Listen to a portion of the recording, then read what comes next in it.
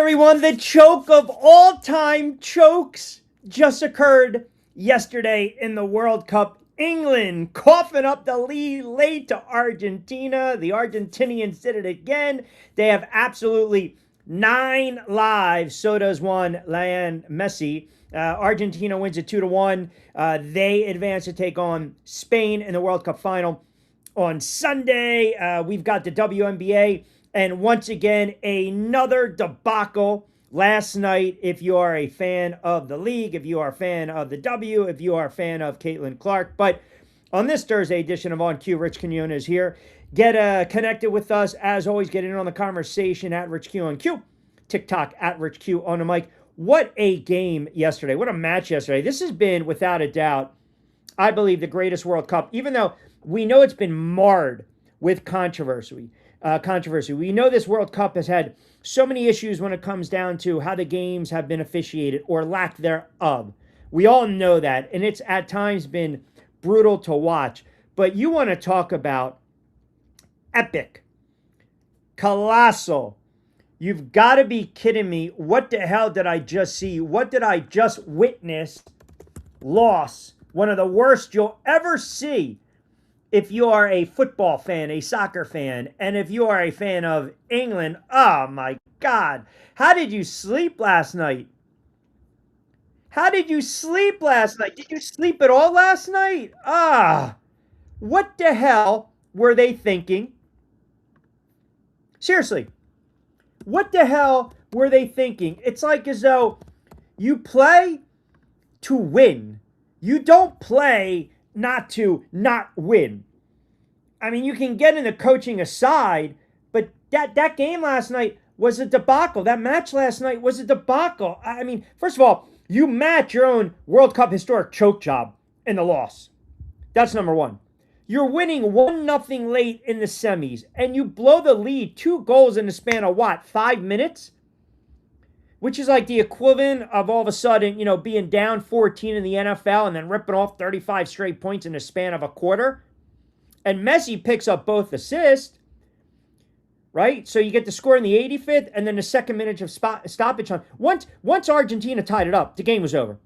It was a historic collapse. There's been 2 occasions, a team scoring first in the semifinal but not reaching the final of the World Cup in the 21st century. Both are England. Croatia back in 2018, Argentina yesterday, ayer, 2026. Explain this to me.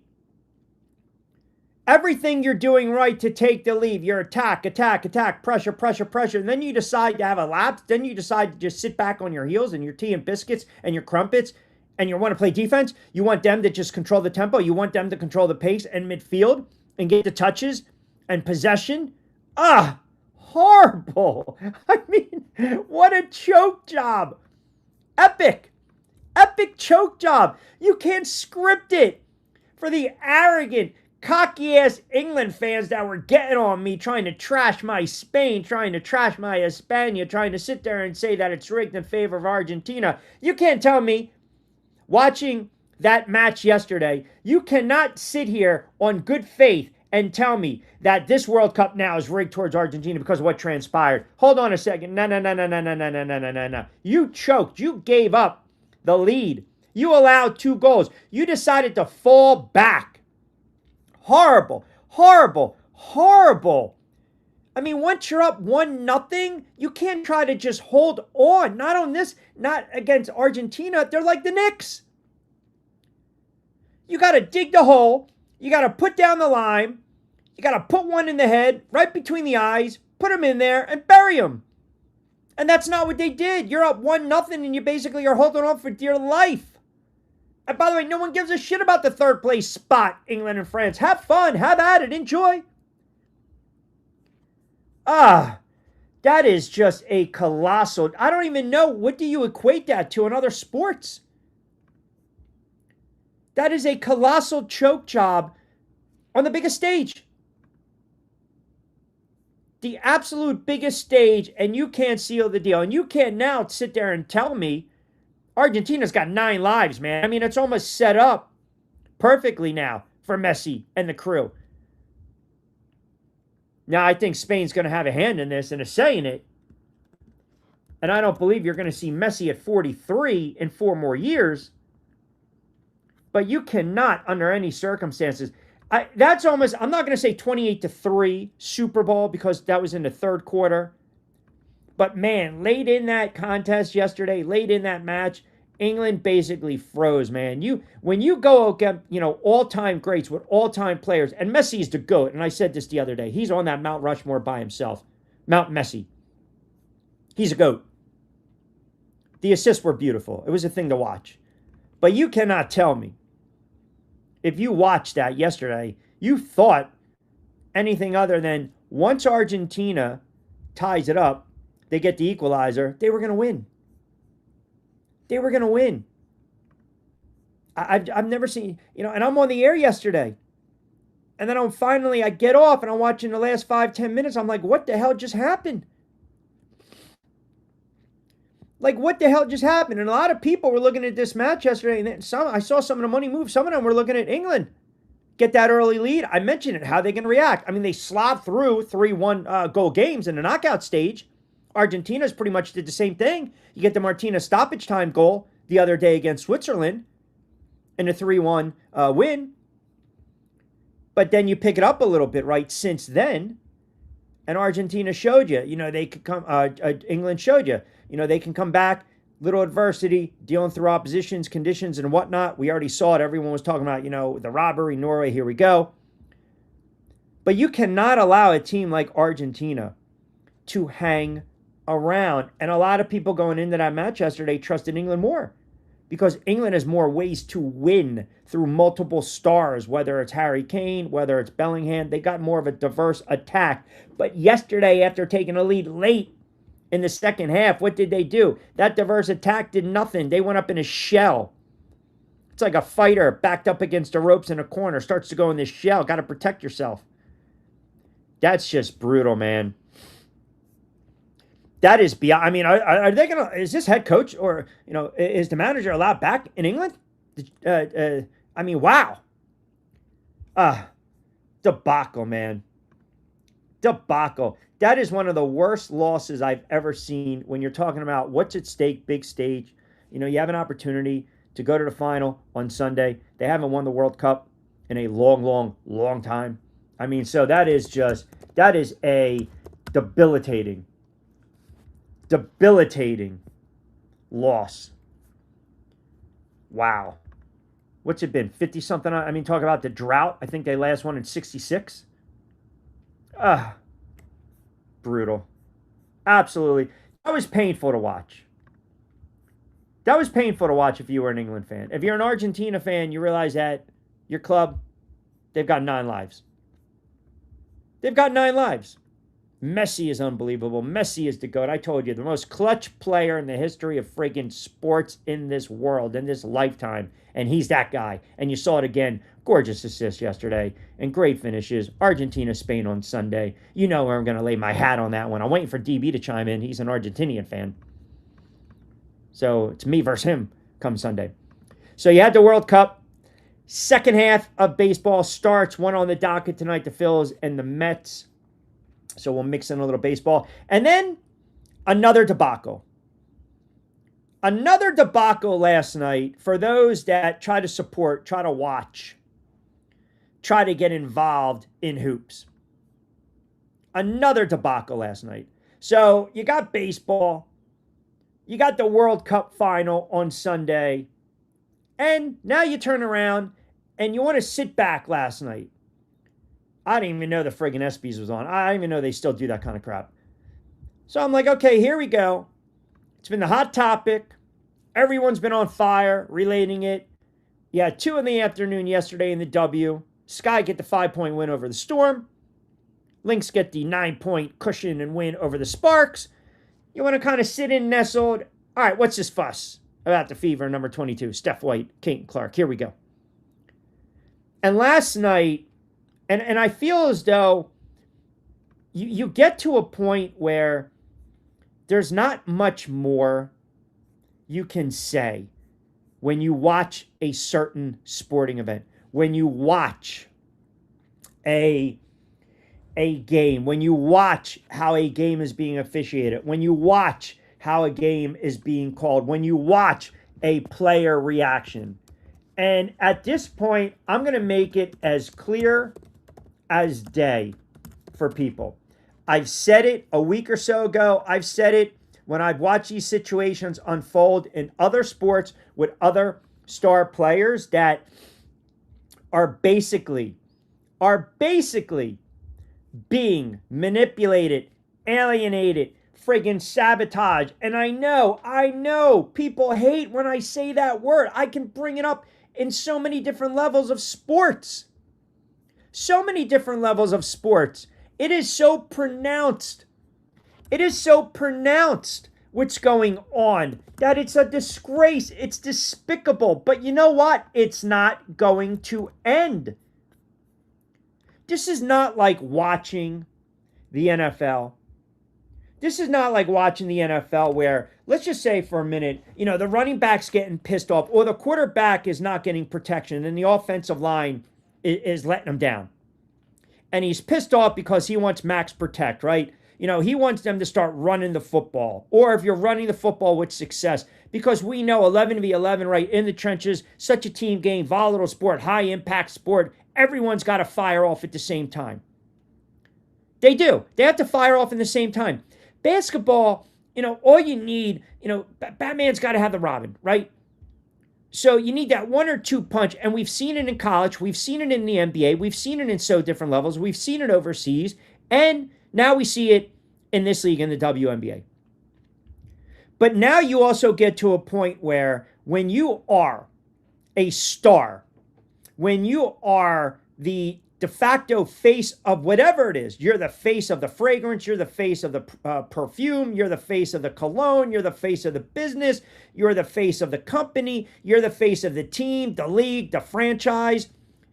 You also have to act accordingly. You have to act accordingly. And what I saw last night is, again, the eye test. The eye test. I saw a 24-year-old that has been beaten down, that is at and has reached her breaking point. That's it. You don't need to sit there and do the X's and O's. We don't need to go to the whiteboard. I've seen it with young quarterbacks that are getting pissed off because the offensive line is not keeping them upright. They're getting frustrated. I've seen it with 35-year-old veteran quarterbacks that have won rings before in the Super Bowl that are getting pissed off because the receivers are not getting open or they're dropping easy passes or the seam route's not there. I've seen it in baseball when you have Hall of Fame pitchers on the mound thinking they're getting squeezed, not getting the call, trying to paint the corner. This is the same thing that's going on in this league with this player. And I know last night you watch a game like that and you sit there and say, well, yeah, she's fed up. She's had enough. This is the breaking point. And, you don't like the theatrics. You don't like the way she acts. I didn't like it last night, and I've been the biggest supporter of Caitlin Clark. I've been one of the biggest supporters of Caitlin Clark. I love her game. I love her game. But right now, it's well past frustration. Right now, everything from this moment on that said player does is going to be under a microscope. And last night was no different. She obviously got fouled going to the basket. It was no call. She got banged up, coming back to the other end on the floor. She gets pissed off. She gets in the referee's face. Oh, by the way, we'll get in that referee in a moment because she's not getting the benefit of the calls. And she played poorly last night. She didn't play well last night, but this is what I talked about a week ago. On any level. On any level. At the end of the day, she's still in her 20s. She's still young. She's still immature. She's trying to mature. It's going to take a little bit more time, but it's not going to work. It's not a fit. I just don't understand why people won't accept it anymore. It's not going to work in this league. It's different. You're making hundreds of millions of dollars in the NFL. You can deal with the nonsense. You can deal with the nonsense. Your contract is guaranteed. You know you're making buku bucks. You're going to have the FU money. You can tolerate when the coach is dicking you around. You can tolerate when you're not getting your reps, your snaps. But eventually what happens? Eventually they're going to figure out a way to move you, to get you out of there. Especially if you're not producing. Because that's the rub. That's the rub. So every time the star player is out on the floor and she's frustrated and she's taken out of her game, making no excuses, mind you, none whatsoever. She's taken out of her game. The shot's not falling. Everything else is magnified. She doesn't get the call. She blows up. She loses the dribble. It's a turnover. She blows up. It's gotten to the point right now where this league has flat out ruined her. That's all it is. It's ruined her. You know, like I said, you can break down film, you can listen to other shows, you can watch the experts. You got a 24-year-old that has zero joy for the game. She is broken. Congratulations, Stephanie White. Congratulations, WNBA. But by the way, we've seen this before. The difference is this particular player, athlete, is the golden goose. And it's not like in the NFL. Say it's like the face of the NFL is Patrick Mahomes. And again, the offensive line is not doing what they need to do. You're going to see Patrick Mahomes go off and having an argument with Andy Reid. Why? Because of the sport, the magnitude, the bravado of it, and the dollars and the cents where these guys are making 100 something on $1 million with these contracts. They're going to be vocal. They're going to be animated because the referees are out to protect the NFL. The referees are out to protect the quarterbacks in the NFL. That's the position that no matter what, you can ill afford to lose a quarterback in the NFL. Ratings would plummet. Ratings would plummet. Nobody wants to see backup quarterbacks play. Nobody wants to see journeyman quarterbacks play. Nobody wants to see second-rate guys that were bouncing around that can't even chuck at 30 yards. They want the greats out there. They want to see the Mahomes. They want to see the Burrows. They want to see the Herberts. They want to see the Drake Mays. They want to see the Prescotts. They want to see the Jalen Hurts. They want to see the Jared Goff. They want to see the Matthew Stafford. They want to see They want to see the Loves. The Williams, the Daniels. They want to see the great quarterbacks. So the refs are out there to what? Protect them at all costs. So yes, they're going to be blow-ups. Yes, they're going to get in their grill. Yes, they're going to get in their face. And they play through it. They play through it. This is a totally different example. It's a totally different can of worms that's been opened up by a league that has zero credibility. This league has zero credibility. And the more you watch, you start coming away saying, maybe she's not as good as we think she is. And that's not the case. But that's where the hate's going to come out. That's where the goofiness is going to come out. Because you're going to look at the bottom line. You probably don't watch the games. You probably don't watch the plays. You probably don't see the ebb and flow of the game, the lack of consistency, lack of continuity, the head coach trying to force feed other players on the floor and basically try to tell you that it's steak when it's not. So you look at the box score, which is the worst thing to do.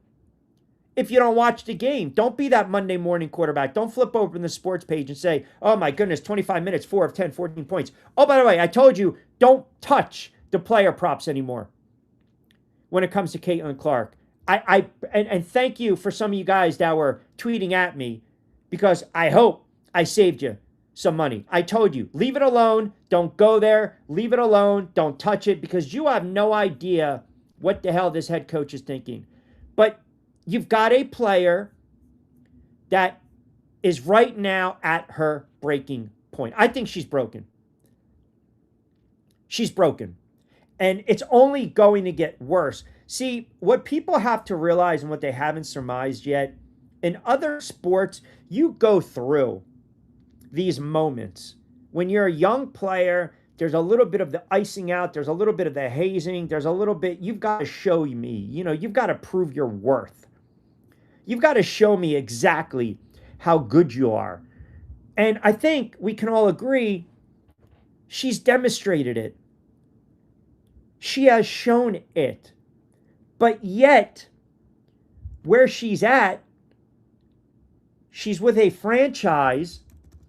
And again, we've seen this before. We've seen this in sports. She's not the first person to go through it in this regard.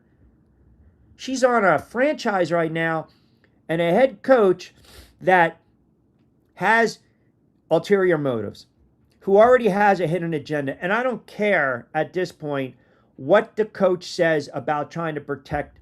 It doesn't matter at this point. It just doesn't. It doesn't.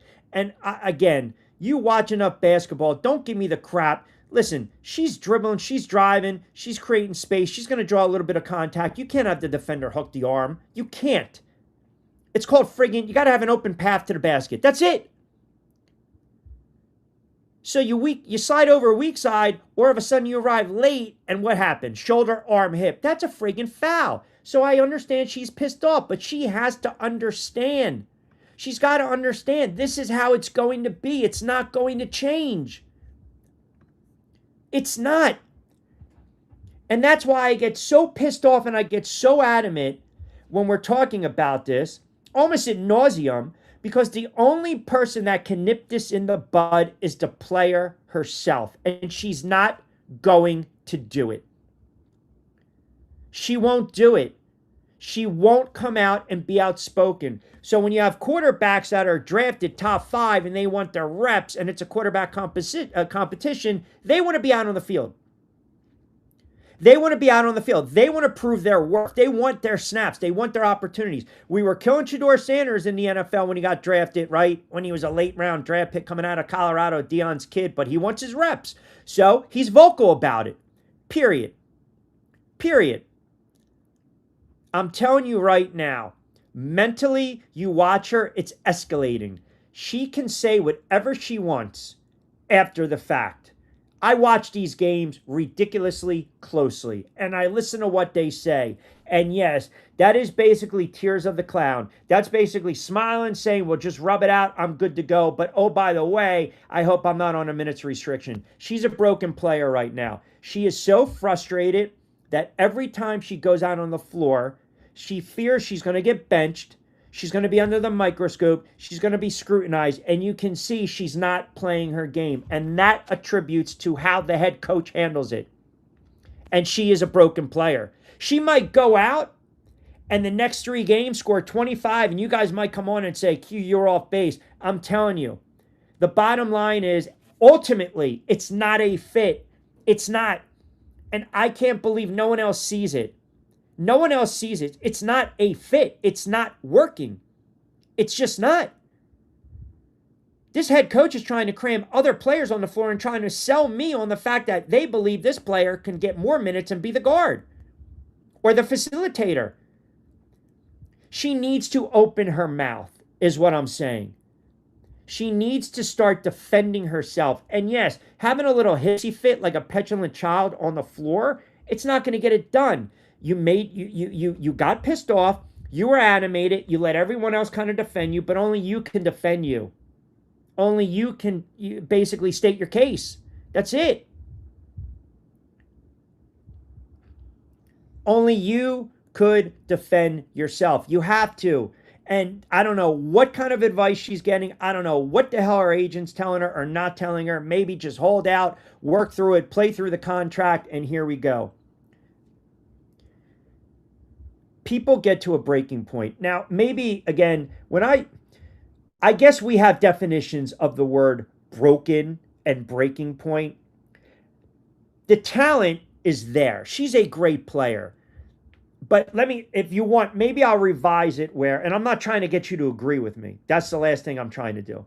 Let me frame it a different way. She's broken to the point right now where mentally, the lapses, the forced shots, the lapse on defenses, which has been an issue, some bad turnovers, it's all manifesting itself. And when you have outbursts like that, you got to be called out. And I believe it's just bottled up, bottled up, bottled up. We see it. We see it all the time in sports. Calls aren't going my way. What do? I get pissed off. I freak out. I start to yell at the official. I'm looking around. I'm pointing players. She's not playing her game. There's no love for this game. She can sit there and tell you everything she wants after the game. I'm going to rub it here, blah, blah, blah. I'm going to be good to go. But then she also mentioned again about the minutes restriction. She mentioned it again. So what the hell's going on? Explain it to me. What's going on? This is not like a backup quarterback not getting his reps. Because you know if the starter's injured, the backup is going to get their reps.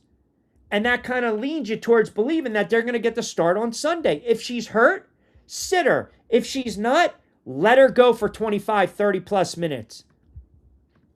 All that does is mentally mess with you. It mentally messes with you. And again, we can agree to disagree. I think mentally, I think she's a broken player. I do. She's 24. Everything is magnified. Everything is scrutinized. I got to watch that garbage last night where all of a sudden this coach is telling me that Harris is a better guard. Get her on the floor. And then you watch, and then you got the casuals. Oh, 26 minutes, 4 of 14, a couple turnovers. Oh, okay. So a couple nice assists. She tried to create, but she also forced. And then she had a couple turnovers. I mean, this is what happens when you get frustrated. You press. And when you press and it doesn't go your way, you get aggravated. And when you're aggravated, that's when you have the outburst. So now, every single solitary time, the best thing for her, the team, the league, it's a good thing you're getting to the All-Star break. It really is. But it's unfortunate to watch. It's unfortunate to watch because you have something good and you can't enjoy it anymore. Like, it's just, after a while, it's like, what are we doing? Like, what are we doing? I mean, we can sit there and it's apples and oranges. You can get the match yesterday. You watch England, you watch Argentina. England's up 1-0. They attack for the whole game, right? And then all of a sudden, the head coach unexpectedly turns around. And now let's drop back. Let's lay off. Let's lay off. Let's not attack anymore. And then what happens? The best in the world, Messi, here we go, Argentina, 2 goals in 5 minutes. Ultimate choke job. That falls on the coaching. That's like beyond malpractice. Frozen a moment. Then you go to the NFL and you talk about certain plays. You can go to Super Bowl when Atlanta's up 28-3 on 3rd down. Why the hell would you have Matt Ryan drop back to pass? Turnover, boom. Firestorm, boom. New England wins the game. Greatest comeback of all time. Now you watch basketball. You go to the NBA. You can talk about Cleveland and the Knicks. You can talk about San Antonio and the Knicks. You can talk about all these choke jobs that we saw. Atkinson leaving Harden on an island and exposed. 29-point, throw up by San Antonio against the Knicks in the finals. That basically sealed their fate. So again, it falls on coaching. Malpractice. What are we thinking? Well, again, I don't need to sit there and dribble a ball every single solitary day and go to a whiteboard to tell you what's going on right now. People are naive. Some of the fan bases, with all due respect, and some of the followers and the supporters, you're blind. You are blinded. You think this is going to be corrected. It's not. It's going to get worse. It's going to get worse. It just festers and festers and festers. And then all of a sudden, whoosh, the big time blow up. The big time spat on the sideline. Maybe not smiling as much during the post-game presser. Maybe blowing off the press and not wanting to deal with it. We all get frustrated. But the more you are demonstrative about it and you show it, then they're going to know they got you. They got you. And it's going to keep coming back and coming back. Let me get it in. Let me open it up. At Rich Q on Q on the YouTube channel. Maria chimes in. Maria, how are you? You missed the World Cup yesterday. Maria, what are you doing? That was a hell of a game. That was a hell of a comeback. Unbelievable. What a choke job by England. And you know what's funny too? They live and die. We talk about the World Cup in these countries and shouldering the expectations, the weight of the country on your shoulders. My goodness. I don't even know if that coach... I don't even know. Did they land back in England? Who knows? Not happy with CC. Totally understand. She was fit to be tied, but I get it. She's done with the coach. Stephanie White broke all the horses. She broke the 3 horses off the chariot, and this is what we have. This was not 2024. This all started when she came on board. She's not broken. Ant chimes in. What's going on, Ant? What's going on, brother? She's not broken. She showed no sign of that in the post-game interview. A lot of people have your view on the situation. I think it goes farther than just the post-game stuff, guys and girls. I think you have to start reading between the lines. You have to. You have to start reading between the lines. Like, I think there is this... It's going to get better. It's going to get better. It's going to get better. It's not. And the more this kid is pushed, the more any 24-year-old with the weight of the world a league and a franchise on their shoulders is pushed and tested, it becomes magnified. A person can only take so much. So, yes, the refs have made the product horrible. They've made it unwatchable. You can't call it this way and not call it that way. You can't. Which proves my point weeks ago, get the hell out of the league. Because it's only going to get worse. It's not magically going to get better. Yeah, maybe if she did get traded to another team, we talked a little bit about that, whether it's going to be the Portlands, whatever, LA, whatever. It's not going to get better until A, Silver steps in, which she already did, and basically, gave the little pushback to Humperdinck, to Engelbert, until you fire her, bring in someone in the league office within, okay, set the ground rules right away, and if the GM gets her you-know-what out of her you-know-what and decides, okay, I have a cash cow here, I've got the golden goose, I can make it work, I got to get rid of the head coach. That's not going to happen. So then where are we at? We're going to be talking in circles for the rest of our lives with this, as long as she's in the league. It's not going to get better. It's only going to get worse. And last night, I'm telling you, this is the breaking point. This is the tipping point. This is broken. I can't do it anymore. You can sit up there in the postgame. You can sit up there in the presser. You can smile. She can come back tomorrow night, whenever the hell they play again on Friday. No minutes restriction. She can score 25. That's not masking the problem, folks. I'm telling you, the old adage, you cannot put a Band-Aid over a gunshot wound. You can't. You can't. You just can't do it. But everybody wants to do that because everyone thinks all's going to be right after the break. All's going to be right when she gets hers. All's going to be right when they have the right spacing on the floor. They have the right personnel on the floor. It's not going to change. It's not. It's like, you're in that bad relationship. You're at that bad job. It's toxic. It's a bad culture, man. It's a bad environment. And you're trying to just suck it up, suck it up. Then you start to wake up at night and you're stressed. You start to feel sick to your stomach. I got to go and deal. And it sucks, and it really does. You don't want to be a part of that anymore. You got to get out. But as I said, even 2 weeks ago, last week, you got to open your mouth. You got to open your mouth and speak up. If you've got your own medical team and they're saying you're clear, you're good, then speak up. She did, but it's not resonating with the head coach. The minutes restriction is just dumb. You're hurt or you're not. You injured or you're hurt. That's what Parcells, you can say, hey, man, there's a difference. If you're hurt, let me know. If you're injured, that's one thing. And it just goes back. The cycle is just an ugly. It's just perpetual, man. It's manipulation. It's sabotage. It's not a fit. You can sit there and tell me, well, she's not the best player on the team anymore on the floor. That's fine, man. Go argue with mama. I don't care about that anymore at this point. I don't. I really don't. I don't. You're a fan of AB, you're a fan of AB. You're a fan of Mitchell, you're a fan of Mitchell. That's fine. That's fine. But let's be a little objective here, man. You got a player in Harris, no disrespect to her. She's been in the league for what? 6, 7 years? She's bounced around a little bit. She's not Caitlin Clark. I'm not trying to take shots at these players. I'm telling you what's factual. What's factual? She can go out. She could have played 30 minutes last night. She could have went 8 of 16. She could have dropped, 7 dimes, almost close to a triple-double. And then she has to blow up. And that's what everyone's talking about, right? Because it overshadows the play on the floor. Last night, she didn't play well. And we can come up with every excuse in the book, man.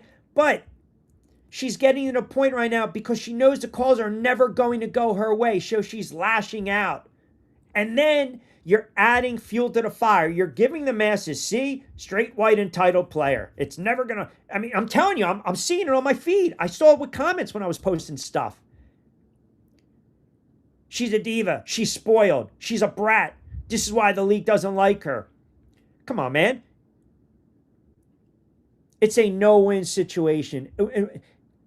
Envision right now, what's the perfect scenario?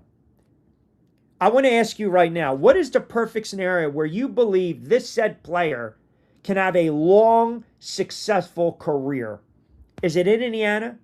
Is it under this head coach and this GM? Is it in this league? Is it with this team? I really don't know.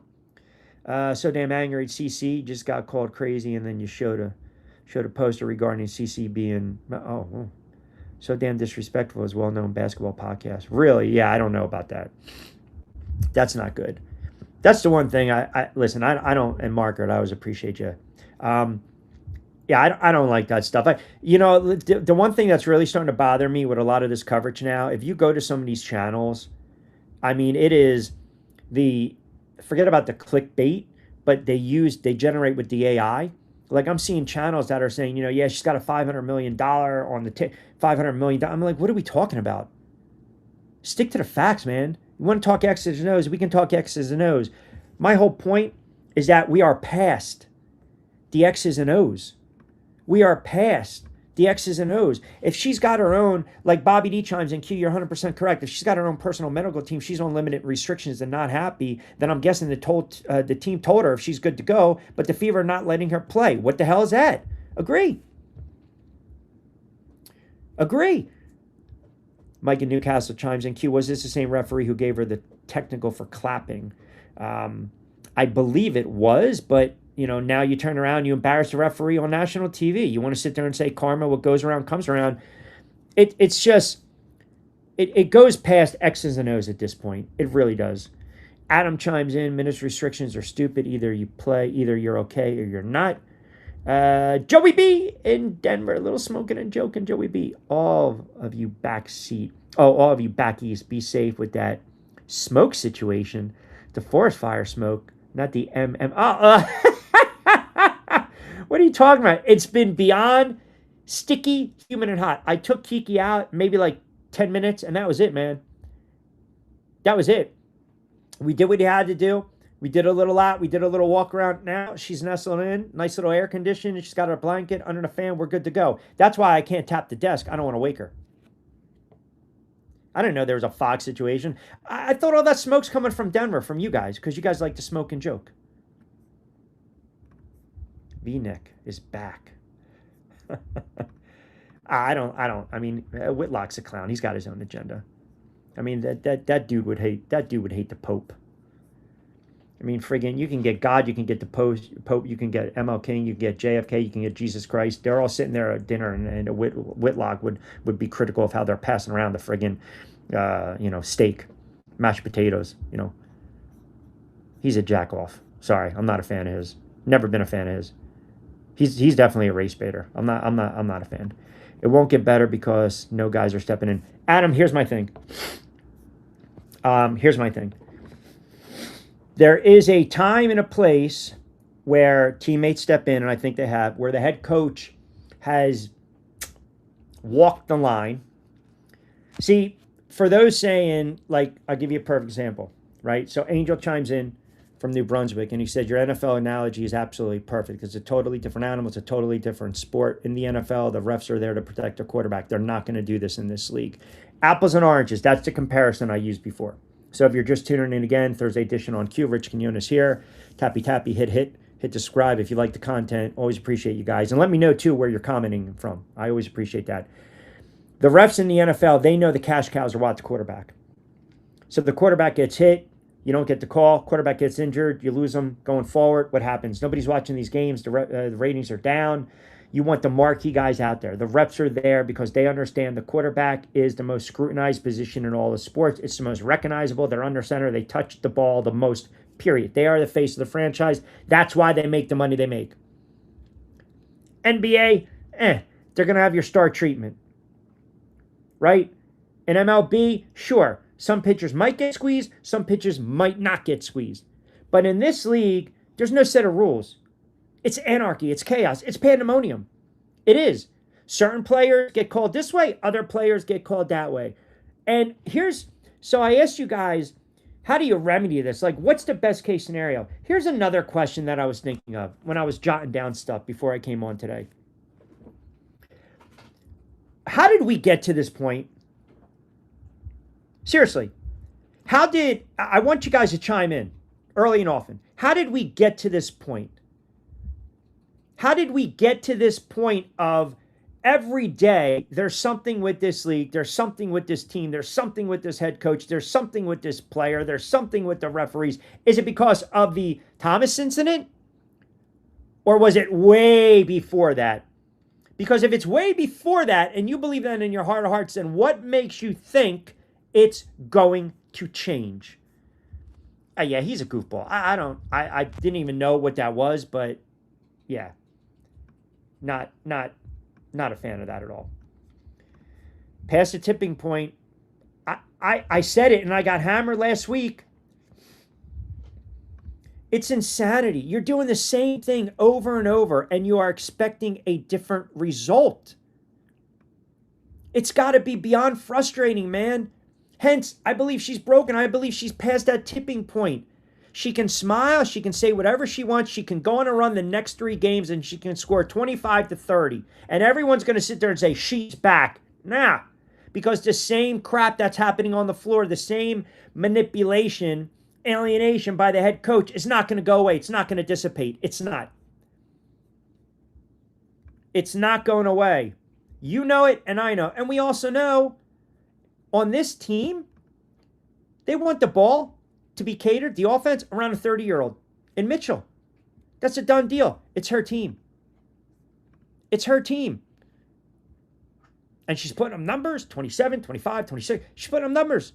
It's her team. So now, if I'm a young player, and I did exactly what I said I was going to do within the league, and put them on another level, and I know I'm not getting my touches, my reps, and I got to keep fearing minutes restriction, pulled out of a game, benched, being dicked around, being toyed with. Enough is enough. So you got a couple options here. You speak up, you speak out through your agent, or you play the season out and you decide, well, yeah, I understand the whole contract situation and the epic that we talked about the other day, but out. See ya. I went out. Mike in Ohio chimes in. Q, you hit the nail right on the head. It's never going to get better for her, period. I don't believe it is. I really don't.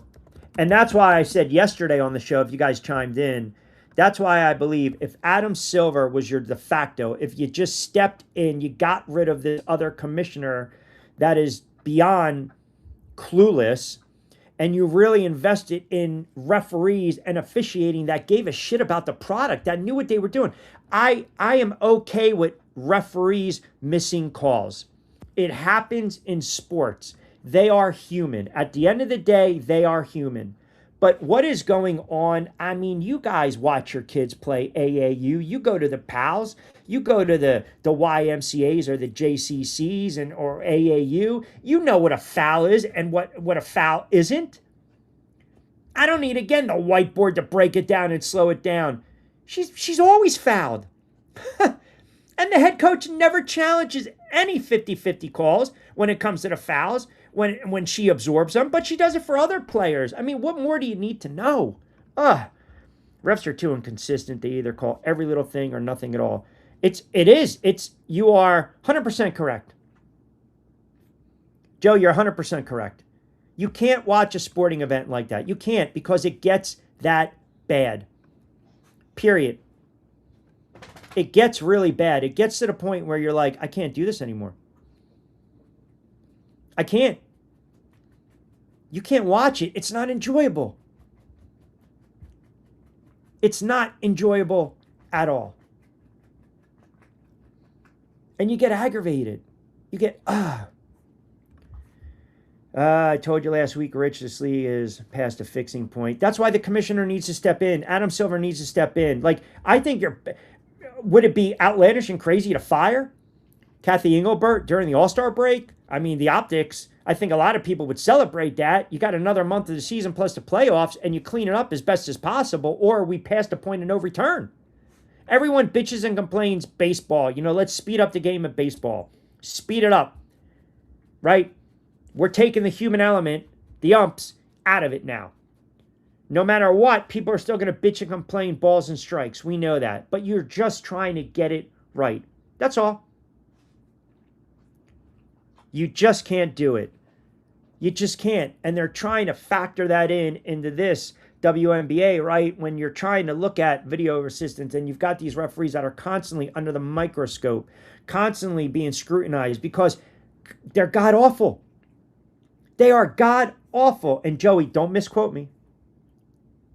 Oh, I said that. Yes, a band-aid. Yes, you cannot put a band-aid on a gunshot wound. You can't. That's not a Jersey thing. That's a New York thing.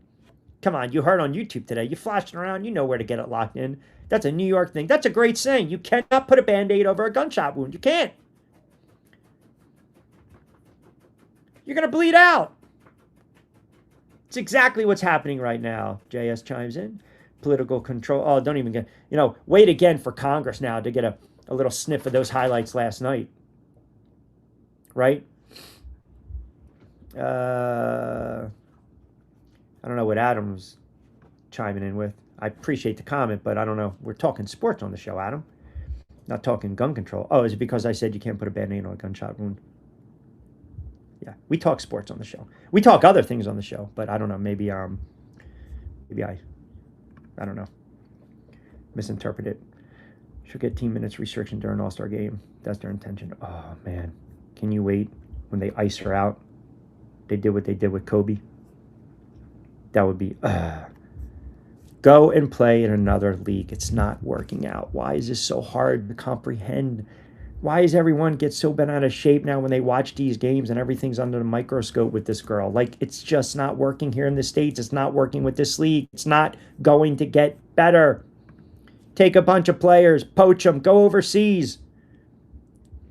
Go overseas. You'll be treated like a queen. You made millions of dollars. Figure out a way to get out of Indiana. When, young players, great players, they could speak up. They can be vocal. I've seen lesser players with zero talent chirp and mouth off in different leagues. And they don't even have the body of work of the resume that she does. And I don't get me started with these announcers anymore. I rarely tweet during games. I rarely do. But was it me?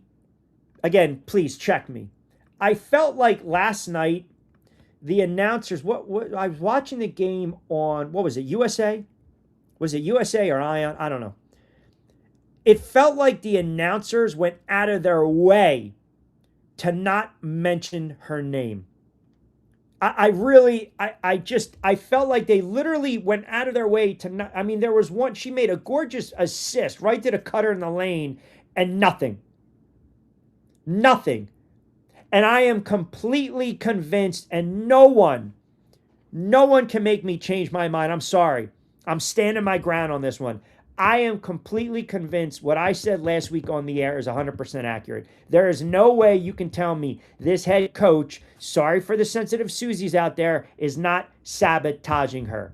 So you've got options. Get her out of there. Get her out of that effing toxic organization because you've got a petty, narrow-minded, horrible head coach that plays absolute favorites. Someone needs to pull her to the side and say, Caitlin, you've got to speak up. You've got to open your mouth. What's the worst that's going to happen? Seriously. She opens her mouth and then what? She gets benched and then everything she's saying and what we've been saying is true? You're going to have a form in the media. I can't believe she came out and she actually said something. Yeah, enough is enough. Open your friggin' mouth. You got one, use it. You want to bark at the refs? Bark at the refs. You want to open your mouth and bitch, whine, and complain to the refs? You have that right because you've been put on your fanny more times than anyone this season or the last couple seasons. But now, flop those guns at the organization. Flop those guns at the organization. And her game is so off. I'm going to tell you exactly how I know. There was a series where she had a wide open look. She missed it. It was back tap. She got it. She does this behind the back shit. Okay, that everyone sits there and says, oh man, unbelievable. She doesn't do those typical plays, man. She's a great player, but that was almost like, I got to shut him up and it's got to work out. And she got bailed out. It was a bad basketball play by her. She's taken out of her game. She is taken out of her game. When you foul her, when you bang her, and you're in her mind and you're living rent-free, she doesn't play her game. It's not like the NBA. You bang Jalen Brunson, You don't give him an opportunity to land or his landing zone. You bang him in a lane, he's going to bitch, whine, and complain. Then he's going to rip off 18 straight points. It's a different mindset. And I'm not saying he's stronger mentally. That's not what I'm suggesting. That's not what I'm implying. But she needs to open her mouth and say, enough, enough. I'm not going to do it anymore. DB, I've been saying it for a while. It's not a fit. Anyone can see. There's no shame in what's going on if you decide I'm taking my ball and going home.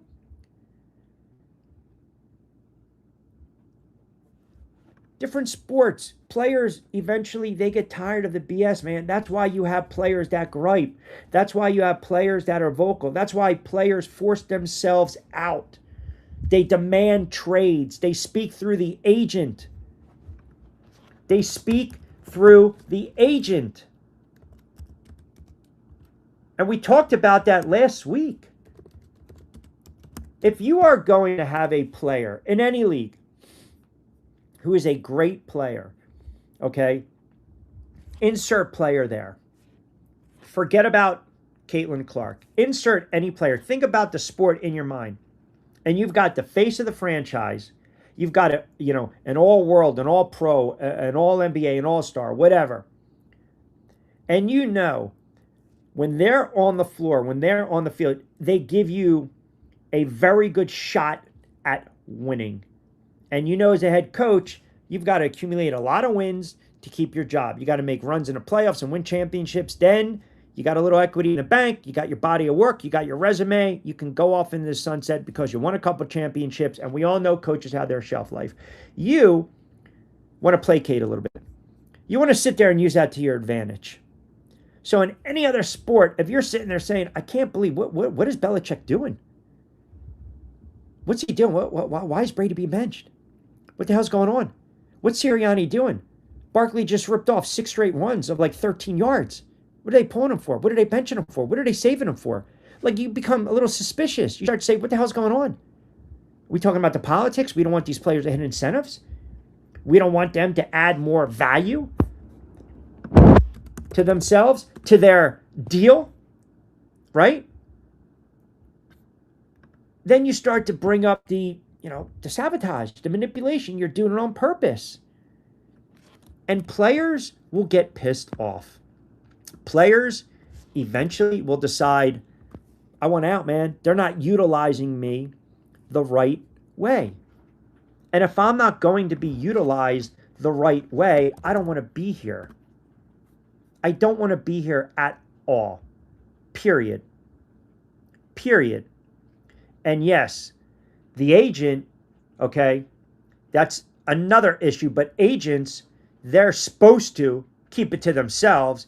Yes, Erin Kane, who's a big-time agent with Excel Sports Management, she reps Clark. Stephanie White is also one of her clients. Now, you might sit there and say, okay, maybe there's a conflict of interest there. Then guess what? If you are Caitlin Clark, I can tell you right now, of the two, do you think if I'm an agent, do you think I want to risk losing Caitlin Clark or Stephanie? No, Caitlin, it's like the scene in Jerry Maguire, right?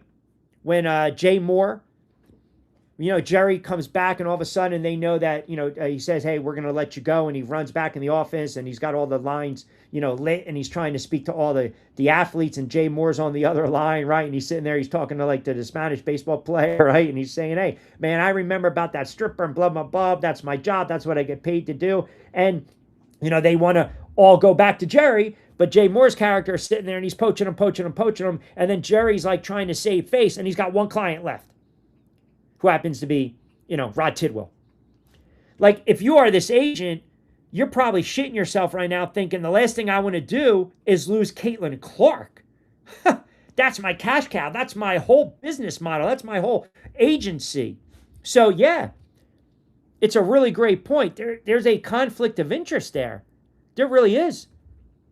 There's a big time conflict of interest. And that's why in this instance, Caitlin Clark has the leverage in that regard. She needs to go to the agent and say, look, man, if you don't get me the hell out of here, I'm dropping you. I'm dropping you. You're fired. You're gone. Have fun. I'll get someone else to rep me. I'll go somewhere else. Whatever. I'll go Rich Paul. I'll give him a ring. I'll give him a ring. Go ahead. See what he's doing right now. He's all over. That's fine. Hang out with, Wild War Russ. I'll go figure something out. She's got to speak up. She's got to open her mouth. She's got to start pushing back. All great players that have egos, that win, that go to the Hall of Fame, that win championships, they've all pushed back in their career. They have all pushed back at one time or another. Other players crash out all the time, but people aren't watching those games, so people don't notice. Let me ask you a question, Joe. Why do you think that is? Contrary to what Kareem Abdul-Jabbar said, who, with all due respect, hasn't watched 10 seconds probably ever of a WNBA game, because it's her. That's why. Because it's her. Because every week it's crammed down our throat. We talk about it almost ad nauseum. It's almost like overkill until something is done. The best thing to happen right now, you've got these games coming up, right? She's got 3 more coming up before the All-Star break. I know Tommy in Philly says, Q, thank you for the betting tip the other day. I told you guys to steer clear of the player props because of the minutes restriction and because I thought, she's been off, right? So they got Seattle, New York, they got Connecticut, and she's had success against those teams, no doubt. She's had success against those teams. Golden State's a good team. They're a good defensive team. But it's not going to get better. It's not. And it's because it's her. If Michael Jordan's sitting there, he's the face of the NBA, he's crashing out every night, we're going to focus on Michael Jordan. We're not going to focus on Barkley. We're not going to focus on Malone. We're not going to focus on Isaiah Thomas. When Jordan starts going off, and he really starts going off, and he's really berating, that's the top story, man, because it's Michael Jordan. I mean, go back to, this is funny because, who's this? Kevin in North Jersey chimes in, Q, I noticed that last night. They refused to name her name. Yeah, they didn't. I think it was like maybe after she got subbed and she came back and she hit a bucket, they said something. And I'm like, Maria, whoa. Maria, whoa. Okay. Whew. Maria coming a little strong on a Thursday. My goodness. Oh, man. K-Man6 chimes in. Q, I agree with you. I just don't like the spacing on the floor. I don't like the inconsistencies when it comes to the substitutions and the benchings. The minutes of restriction is an absolute joke. I've been watching basketball for over 45 years. I'm not going to call it sabotage. I just don't think the head coach likes her. Then someone's got to go. Then someone has to go. Do they not? Right? I mean, let's just call it for what it is. So who goes in this situation? You can make a compelling argument for a lot of things when it comes to this. And I'm telling you, man, it's just a bad watch. When coaches coach a certain way and there's favoritism involved, if you're on the team, if you're in that situation and you're dealing with a coach who's playing favorites, I think at that level, and I say this with respect because they're younger players, they're younger women, I think they're a little more sensitive. And I'm saying it with respect, so don't get carried away now, please. I'm saying it with respect. And I think a lot more bickering, gripes come out. In the NFL, you get these vets, right? They're men. They know man up. They're going to try to deal with it their own way. Some of them are extremely immature and don't handle it the right way. But a lot of times, open door policy, hey, man, you speak through your agent or you speak to the coach. And I think right now she needs to speak to her agent. But the problem is the agent has both these two as clients, which makes it a very awkward situation. Because if I'm the agent, she's telling me what's wrong. why am I being dicked around like this? Please go speak to the coach. And I go back and I speak to the coach. Listen, we got to talk about Caitlin a minute. Well, wait a second. How about my contract? How about the job I'm doing? Like, it makes me uncomfortable because it is a major conflict of interest. Because now all of a sudden, how do I trust that you are representing me in the best possible way? How do I trust that you're not misleading me? And you go back and you're sitting there, instead of talking to Stephanie White as my agent, you're basically talking to her as a friend or as your client. So something's going to get lost in the sauce. You need full transparency, man. This is why I keep harping on it. Get rid of the agent. Force a trade. Get out of there. I don't care what the contract stipulates. I don't care about the Epic coming up. I don't care about, we'll play it out one more year. It's not going to get better. And what happens is then the frustration mounts and mounts and mounts and mounts. And there's young players in these leagues, man. There's a lot of pressure on these players to perform because the narrative, the media, this goofy fan base, they want certain players to act a certain way, to walk a certain way, to talk a certain way. And once they deviate from that, I'm not saying be the contrarian, but once they don't, dance the way we want you to dance, we're going to go out and we're going to criticize. We're going to be very hard on you. You're going to have some of these idiots come out like we talked about at length yesterday. Some of these gamblers and bettors, they're going to start attacking you. Some of these racist fans are going to attack you. It's just the ugliness of this league, man. It's lost total control. Total control. JS, it's a great point. It's never going to happen. You can see the difference. That is a great point. That is a great point. She's a hell of a coach, too. Players respond differently. Every player is different. You work in an office, you've got supervisors, you've got managers, you've got bosses to answer to. Yes, they treat you the same way, but in private, sometimes push you a little bit, maybe put your arm around you, maybe be a little more softer with you, maybe get on you a little more because they expect more. In this situation, it's clear as day who the favorites are, how they want to, and as a coach, as a head coach, your job is to win. And if she honestly believes that playing X, Y, and Z, or having certain guards on the floor, or doing the minutes restrictions, or not having a player who is at times streaky shooter, but once she's in rhythm, look out, because then all of a sudden, I'm starting to see right now, defenses are not respecting the three-point shot anymore. So they don't even need to slide over. They don't. There's no more double, right? Because her shot's not dropping. She's not playing with confidence. It goes back to the frustration, the mentality, the broken. It all stems from this head coach. And it's weighing on her. She's still 24. These players are young. They're still impressionable, man. And you got people chirping at you left and right. And you got your circle saying one thing, saying this, and then you got your backers here, and you got your haters here, and you got the trolls there. That is a lot to digest, and it's very hard to compartmentalize. It really is. We're not talking about a 31-year-old, 32-year-old player, like a player like Mitchell that's been around the block, that's been in the league for what, almost a decade. There's other players in the league, they've been there, they've seen it. Some of them know how to handle it, some of them don't. But this league has become a haven for fouls, a lot of barking by the players, and a bad brand of basketball, which is making it very unwatchable. Very unwatchable. And it doesn't help when out of the gate you find yourself down 8-0, 10-2, right? Especially when you're at home, you got the attendance. That's the other thing that really bothers me. You've got a player of her stature, and these fans are spending money, hard-earned money, to drive to the game, for parking, for ticket, for merchandise, for programs, for jerseys, to take their kids, to spend a night out at the venue.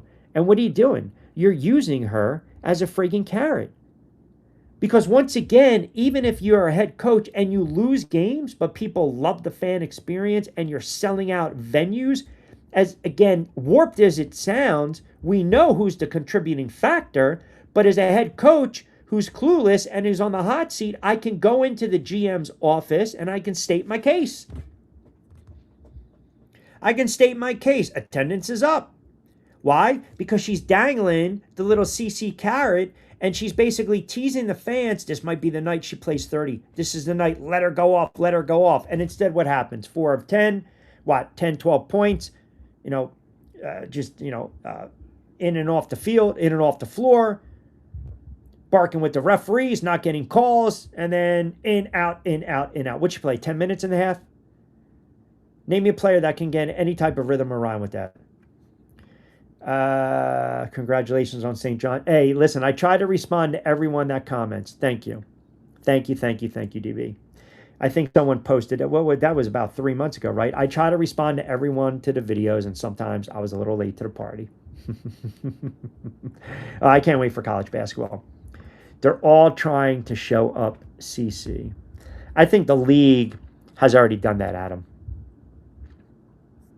I do. This is not icing out Kobe Bryant. This is not icing out Michael Jordan. It's not. This is not a little hazing, right? This is not, in the NFL, you got that rookie under center. What are you not going to block for him? You're not going to pass protect? You're going to play hard. You're going to play hard. Now, I can't sit here and tell you that our teammates are playing just as hard. I've had people speculate they play harder when she's on the floor. And then I've had people come at me and say they don't play as hard. I don't know. How do we quantify that? I mean, you got to go back and break down every single solitary play, and it's still subjective, right? Just because I trailed a little bit, maybe I was gassed because I was playing 35 minutes, and at that moment I was late in transition. I don't know. So a lot of it is subjective, but I already believe the league, and I don't know, again, I threw this to you guys, when you guys all believe this really started, the league has already, they've stated their case. We know exactly what side of the fence the league hangs their hat on. Hector in Clearwater chimes in, QQQ, Argentina on Sunday, brother. How you feeling? Hey, man, congrats to your Argentinian squad. I think Spain's going to give them a good fight. That's a brutal loss by England. Brutal. Disgusting. Do you think it has always been like this because CC has brought all the notice that everyone sees now? I think this all got magnified, to be quite honest. I think a lot of this was magnified after the Thomas incident, where a lot of players came to her defense, and then obviously, the call on the floor, and then waiting a day later for the suspension. And now we know that Adam Silver pushed the commissioner to step up because the commissioner wants to serve two masters. She's trying to placate everyone. You can't live your life like that. You got to be a hard liner sometimes. You can be fair, but you got to be a hard liner and take a stance, take a side sometimes with certain things. So Margaret, to your point, I think it was prior to, because we know about the pettiness and the jealousy, and you also have a player that hasn't been 100% this season. And the opposition knows that. If you're out on the floor and you're tweaking your elbow, your knee, your back, I can get at you a little bit. I can bump you a little elbow here. I mean, look, the defender slides over last night on that drive. I got to get a clear path. If you're going to body me up, you're going to body me up. But if you're going to hook me, that's illegal. That's a foul. Now, if you want to sit there and say the basket shouldn't count, call on for it, whatever. But again, she's in motion. 1, 2, 3, layup, bucket, good, and one. That was the correct call. They didn't make that last night. Then she gets pissed. So now she's seething. She's banged up. Her knee hurts. She's jogging gingerly. You get down the other side, the other end of the floor, stop at your play off a loose ball, and then she just unloads. She unleashes. She implodes. It's the festering, right? It's all starting to just magnify and just, it's bottled up right now. Like the rage is starting to come out. And yes, she can smile during a post-game press conference and say all the right things, but she's got to be fuming inside. And she really, if someone in her corner just really took a step back, I would fire the agent. I would start making calls right now because I don't like the fact that the agent represents the head coach that is sticking it to me. That bothers me. I would fire the agent and I would start thinking about if it continues down this path. And I think your best case scenario, if you are a Fever fan, if you are a Caitlin Clark fan, a WNBA fan, this team flames out and they spit the bit, because then you get a head coaching change. And if you don't and you're going to run it back, it's going to be the same crap we're going to talk about next year. And it's not going to change. It's not going to change. Mitchell started missing her shots. I'm like, what else can she do? I mean, Mitchell's streaky. But right now, again, it's running through her. It's running through her. And yes, Joe, yeah, 100%. That's where I think there's a conflict. And that's where I think there is a big time. I would not want, I think in other sports, it might be a good thing because a little more leverage, and you're sitting there and you're talking to the coach, you're having a couple pops, you're having a steak dinner, and all of a sudden the quarterback goes 20 of 28 for 265, and he's coming off his rookie deal, ready for a big-time contract extension. That's different. But because the perception, the outside view of the basketball world and the W fans and her fans are that this coach has already, her coach has already had this preconceived notion that no matter what, I'm not going to allow her to really get in the flow of the game. I bet you if she would have ripped off 3-4 straight jumpers, the coach still would have benched her, still would have pulled her. The minutes restriction, I get so annoyed because it's the same crap in the NBA with the load management. And it's not fair. It's not fair to people that want to go to games and want to, and I blame Popovich and the NBA for doing this. I do. Because he used to rest Duncan, right, Ginobili, and Parker. And now 20 years later, it's worse. The players, they don't want to play back-to-backs. They bitch, whine, and complain that the season's too long, it's too physical, where, let's be honest, everyone's flipping and flopping. So the minutes thing kind of bothers me, right? And when the coach is trying to explain, the need of the quad and initiated contact and let's move on and get over it and talk about consistency. Well, how do you get consistency? How do you get consistency? You let your players play through certain things, and you also let them turn around and what? Stay on the floor. Stay on the floor. And it just bothers me when I don't like the fact that she snapped because she looked like a petulant child. But I understand, I don't condone it, but I understand why she did it. She hits the ground hard, she's banged up, she's shaken. And I'm not going to sit here and pull a fox and why she's targeted, and we've already talked about that. And look, if her teammates do the same thing and get the call, that's a problem. That's a problem. That's a double standard. But nobody wants to put the refs under the microscope. So again, it's damned if you do, damned if you don't. That's why it's like insanity.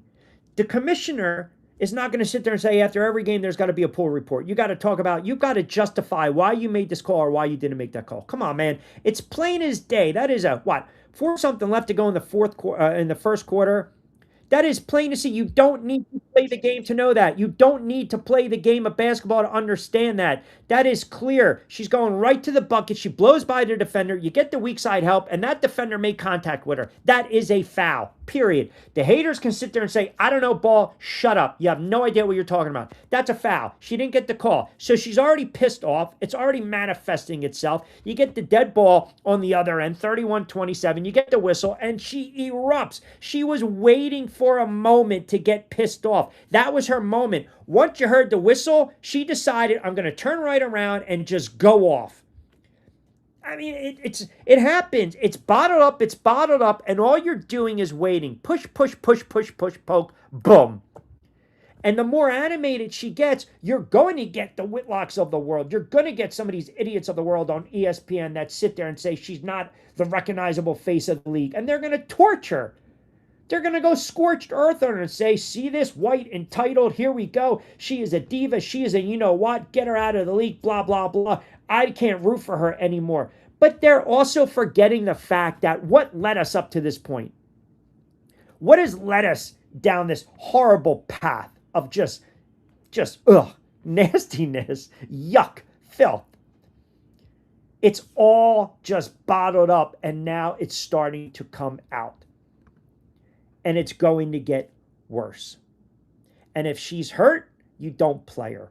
If she's not hurt, you play her, man. You let her try to get in the flow of the offense. Give her the benefit of the doubt. Let her play on the floor. Let her work through a turnover or two. I'm not saying force feed her, cram the basketball down our throats, force feed her the ball, but let her do what she does best.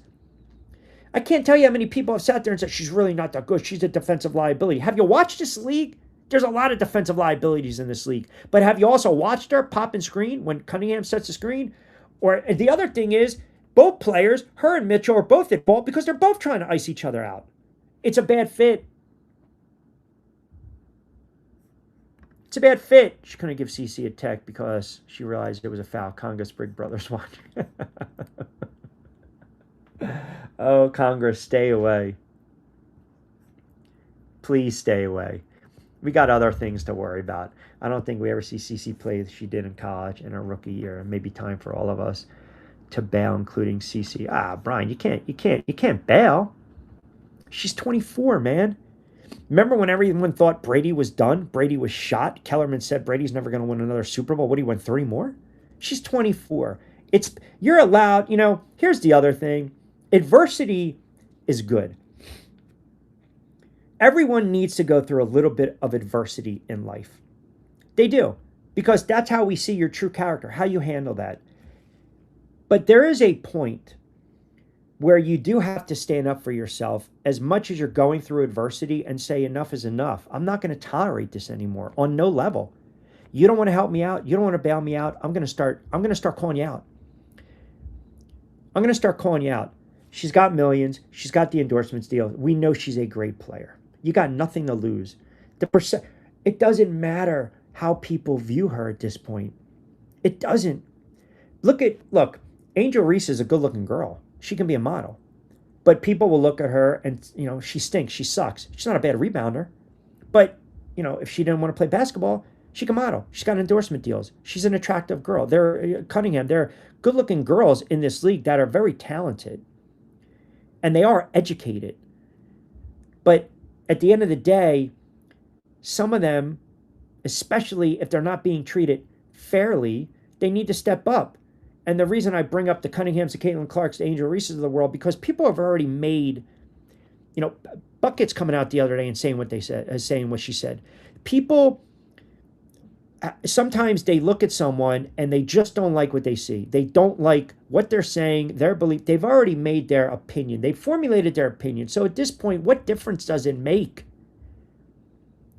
What difference does it make? They shouldn't care what we think at this point. Because ultimately, we know your talent supersedes all of that. We understand what you meant to the game already in a short window. So at this point, go outside the box, man. Flip the script. Do a 180. Turn around and sit there and say, you know what? I'm tired of this shit. I want to play every night. I'm going to have a conversation with the coach. And then we'll go from there. That will scare the bejeebuses out of the league. They can ill afford to lose her. And I'm not saying protect her at all costs. I'm not saying bow down and kiss her ass. I'm not saying that, but call it fair. That's all. Call it fair. The double standard's got to end. It's got to end. Call it down the middle. Be fair, man. If you're calling that penalty, right? If you're calling it on Brunson, right? Or you're calling it on Reggie Miller for the late kick, you call it on Brunson for the late kick. If you're calling Wemby with the elbows, you got to call it on SGA. You got to call it on Cat. If you're sitting there saying that Brady wasn't touched, don't throw the flag. But if Mahomes gets hit in the head, you got to throw the flag. Just be fair. And they're not. And it goes again to the commissioner and how she runs the league. And now everything's a muck. So in one breath, in one vein, I get why she snapped. But in the other breath, in the other vein, she can control it right now. She can control the narrative and push it back. Because at this point, who the hell cares what anyone thinks? They shouldn't. They just shouldn't. Look how good other players are doing when they leave Indy. Yep.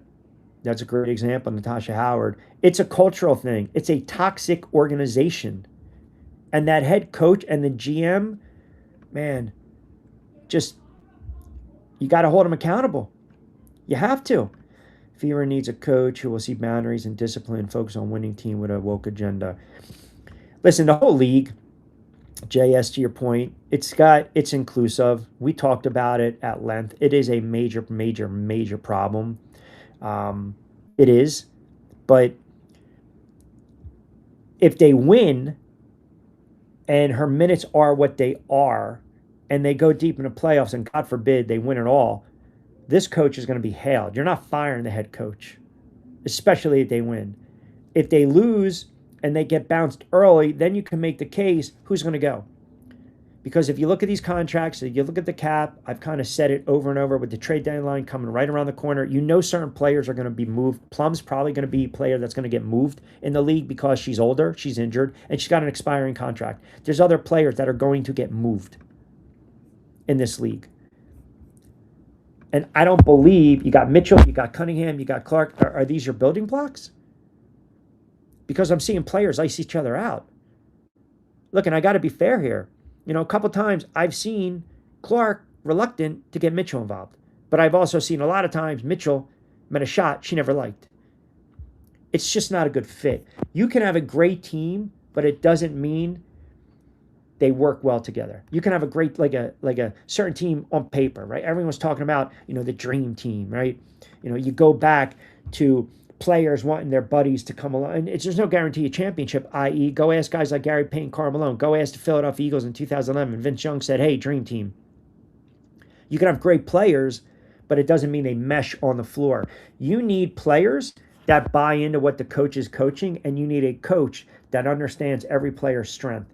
And if you're building around the team, build around the team. If you want to build around said player, build around that said player. None of that's going on. Are you a rushing team? Are you a passing team? Are you a defensive-minded team? Or are you going to work on the offense? We know that in the NFL, you know which teams, their success is predicated on defense. Yes, Seattle ran the football, but at the end of the day, why we all knew going in they were going to clean the clock in New England is because of their defense. Period.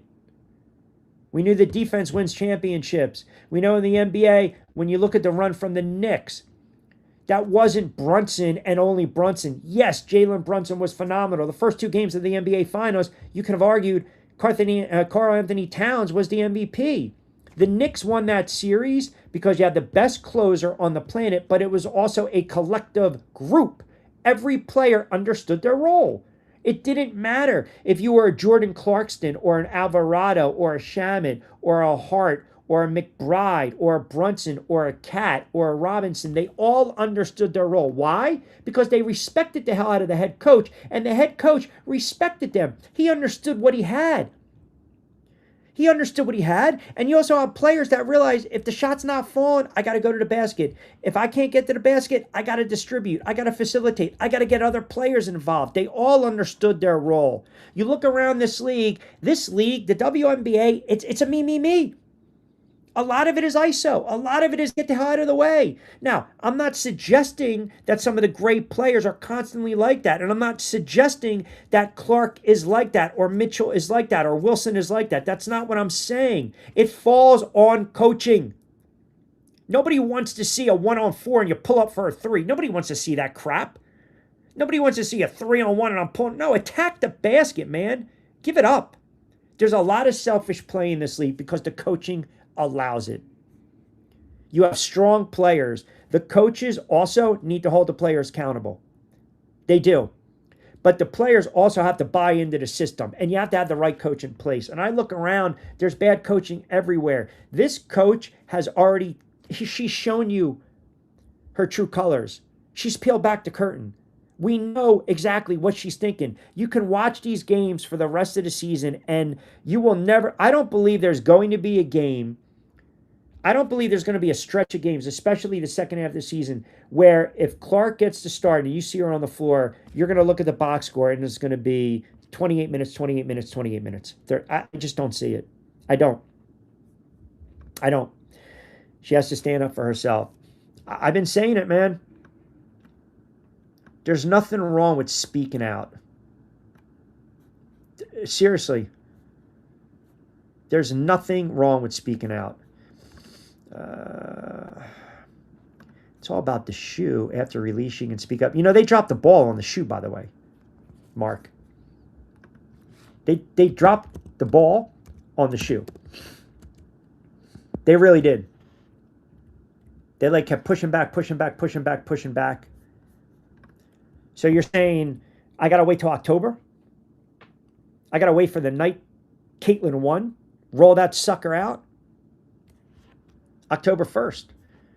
They did a piss poor job of marketing. They really did. They did. And, you know, it's funny. Some of you were pushing back. I think 2 weeks ago, we were talking about Jordan when he was coming out of North Carolina and the fact that the WNBA had no idea how to prepare for Caitlin Clark. And I had a lot of all-time basketball fans understood exactly what I was saying. You know, Jordan in college, he wasn't Michael Jordan. He was Michael Jordan, but he wasn't Air Jordan.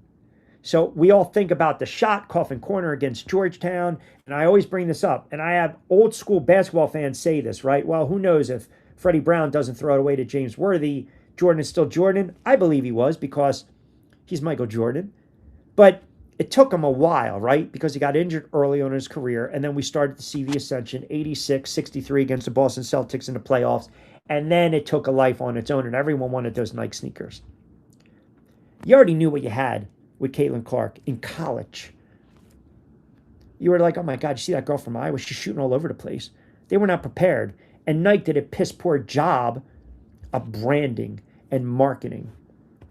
That deal, she got screwed. She got shafted. She's worth so much more. She's worth so much more, which almost proves my point more. Take your ball and start your own friggin' league. Get the hell out of here. Get out of here. I'm not a LeBron fan, but she needs an agent that is Rich Paul. He would be in the meeting. I literally just said it. I said it 20 minutes ago, Brian.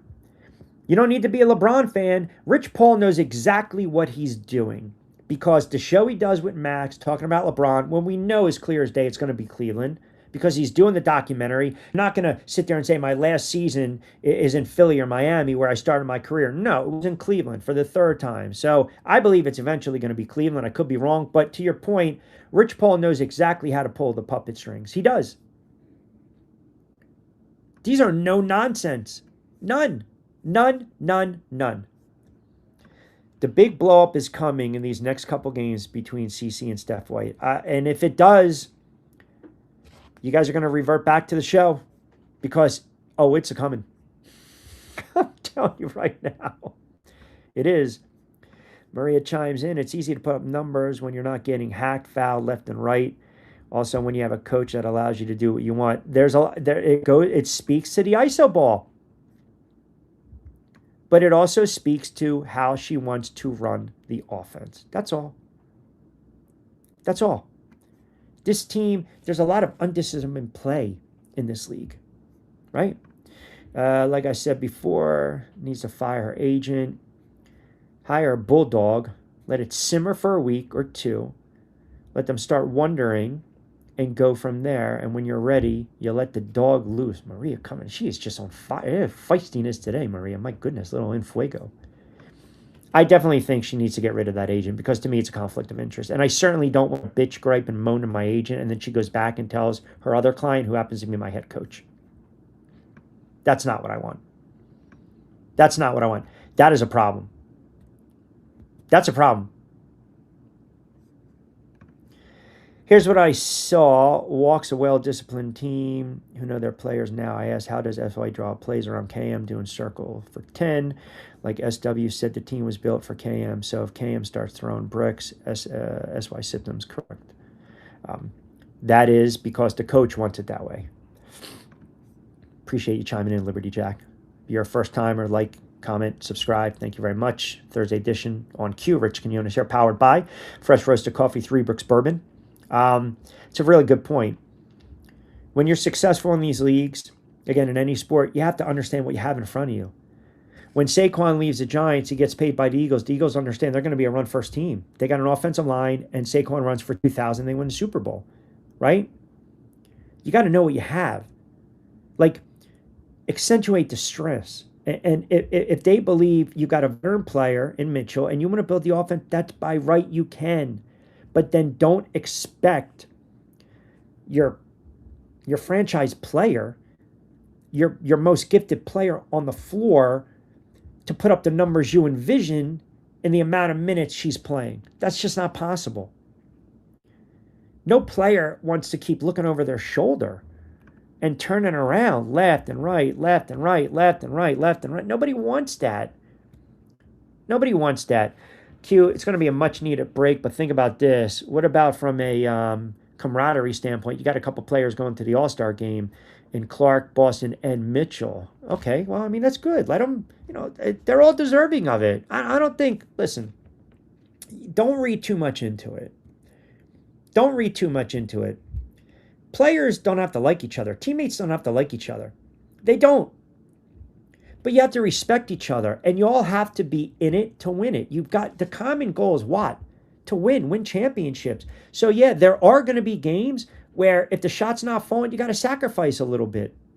You have to. You look at last night, 4 of 14 is not going to get it done. 1 of 8 from 3 with a couple clean looks, not good. And then again, then you'll get the haters come out, well, KM scored 20. Well, they still lost the game. So are we looking at stats or are we looking at wins? And that's why she's frustrated. She's young. She's frustrated. The shot's not falling. They're banging her around. They're starting to figure out a little bit. She can't get in any rhythm of rhyme. So you're going to get pissed off. Imagine you're playing. I don't care if it's a pickup game. And all of a sudden, after 2-3 minutes, you're coming off. You're working up a sweat. You maybe see, hey man, I can beat my guy. I can get a couple clean looks. I can create a little bit. Let's get a little spacing on the floor. And then boom, whistle, you're out. I see it on so many levels when I call games. I see it a lot in the States, and I certainly see it overseas, man, especially when you get these American players that are lighting up in lower tier leagues that are averaging 25. They go overseas, they can score 35. They get pissed off when they get benched, and they're starting to heat up. But the game is different over there. They don't want the ball to hit the ground. Collectively as a unit, everyone's got to touch it per possession, unless you're getting out on the fast break here and there. There's not a ton of ISO. And certainly, yes, but for the majority, there's not. So some of these players are going to get benched. Some of these players that are extremely talented and have a unique skill set get very frustrated. You can't tell me she doesn't have a unique skill set. She has a quick release. She can create her shot. She can hit it anywhere from the floor like few can in the league. And if you don't agree with that, don't believe that, you don't watch basketball, you're ignorant to the game, or you're just a hater. She just didn't magically overnight become a bad player. No. Getting banged around, not getting the calls, landing on the fanny, sporadic minutes, hurt, injury, not the back tweak, not, the minutes restriction, it starts to weigh on you. And then you get what happened last night. Because for all intents and purposes, if she was going to bark, bitch, and complain and whine, she would have done it coming down the other end of the floor, not after the whistle. It festered, and then something triggered, and she blew up. Now, for those out there sitting there saying she's got mental, every player in this league bitches after there's a no call. Every player. Every single solitary player looks up like, oh my God, that wasn't me. They all do it. So no, she doesn't have mental issues. But her mental state right now, it's fragile.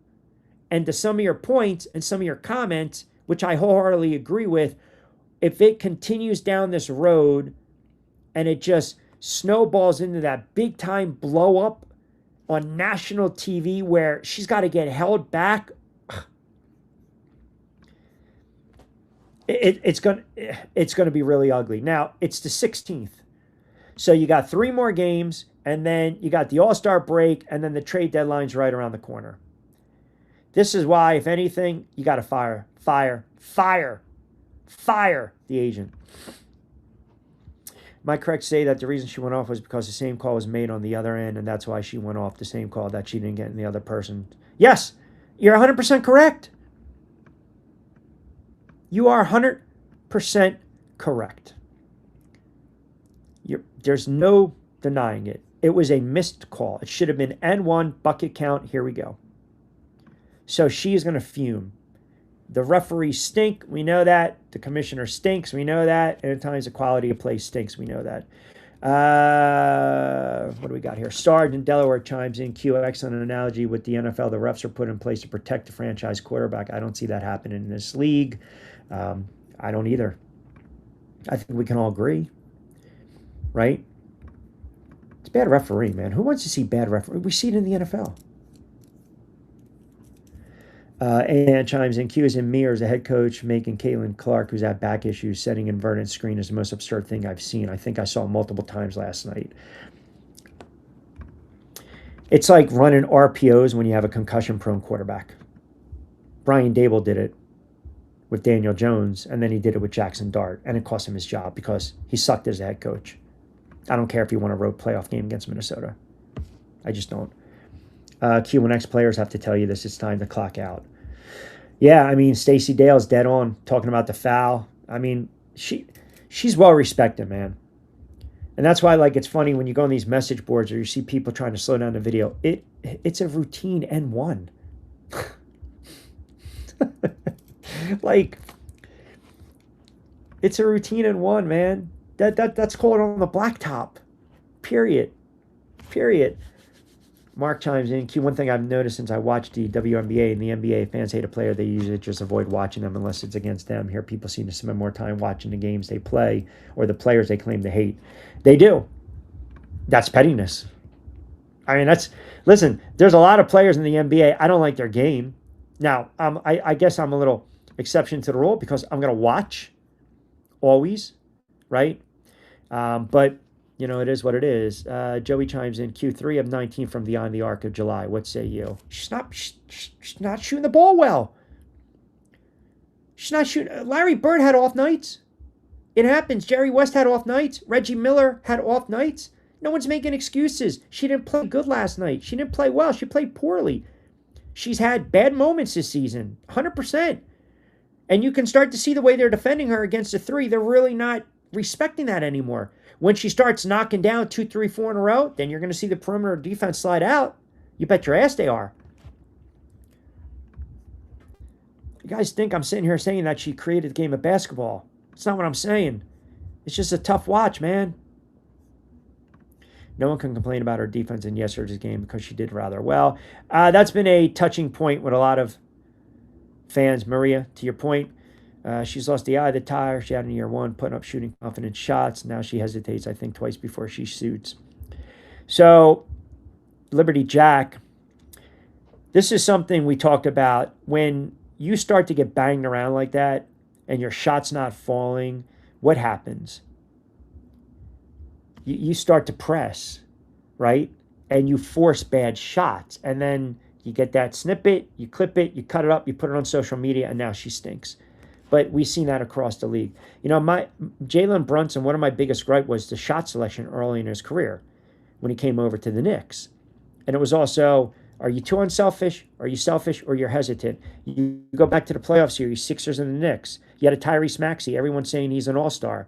But when the Knicks defended him a certain way, the confidence wasn't there. He didn't have confidence in his shot. Vijay Edgecombe, we saw the same thing. Now, these young players are not going to be like a Harper was with the Spurs, 19, 20 years old, where he decides, hey, man, I'm going right to the basket. I'm going right to the tin. I'm going to play with confidence. I think a lot of times, even the great ones lose confidence sometimes. And you have to have that reliever mentality, right? Rivera gives it up in the ninth on a Tuesday. We got to go right back to him on Wednesday, man. We're going to rely on you. Now, was he perfect? No. He blew a couple postseason games, I think 3 or 4, but I'll take 99% of him in his career in the postseason than any other, reliever in MLB history. But even he had off nights. Even he had a mental block that he had to overcome, a hurdle. But all of that, I believe, can be remedied if I think part of me thinks she wants to speak up, but she also wants to uphold this image where, keep dishing it out, man. I'm going to take it. And my way of barking back is having a tantrum. I feel as though people are telling her, you need to speak up, call out the organization. At this point, it doesn't matter. Call out the head coach. You're not going to get cut. Right? You're not. Like, take back control. Take back a little bit of the leverage. Fire the agent because the agent doesn't want to lose you as a client because from a monetary standpoint, she can have generational wealth off of you as opposed to having the head coach as a client. So you've got some leverage. Now it's figure out a way to maneuver that leverage while you're stuck under the GM and the head coach's thumb. Well, if it's me, you know, I keep making kind of these subtle comments where, well, I hope I can play more minutes. But eventually you're going to have to start barking a little bit, not nibbling, right? Like the little puppy nibbles and gives you little kisses. No, you need to attack and bark.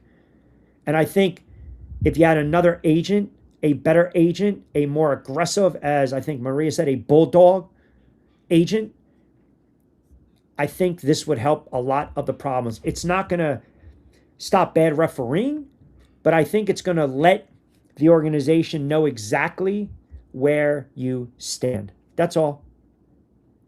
It's going to let them know that you're not going to tolerate it anymore. And oh, by the way, I am the golden goose. You better start treating me like it.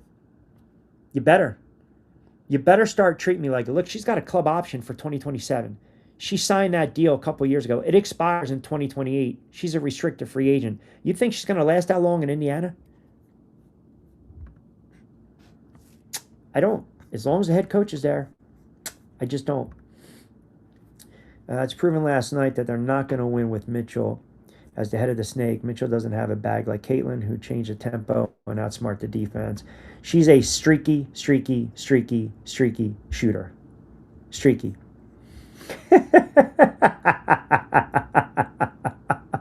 That's a hell of a mix there, my friend. Yeah, that is. I get it. I get it.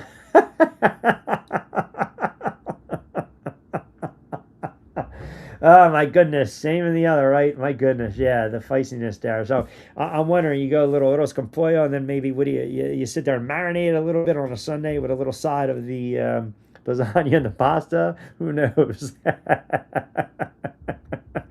Cece was just a player of the month for June. She's having a bad stretch. It happens. She just needs some confidence back. How do you get that confidence back, Joe? How do you get that confidence back? She's not going to get it back if she's coached like this. She's not. Because the coach right now controls everything.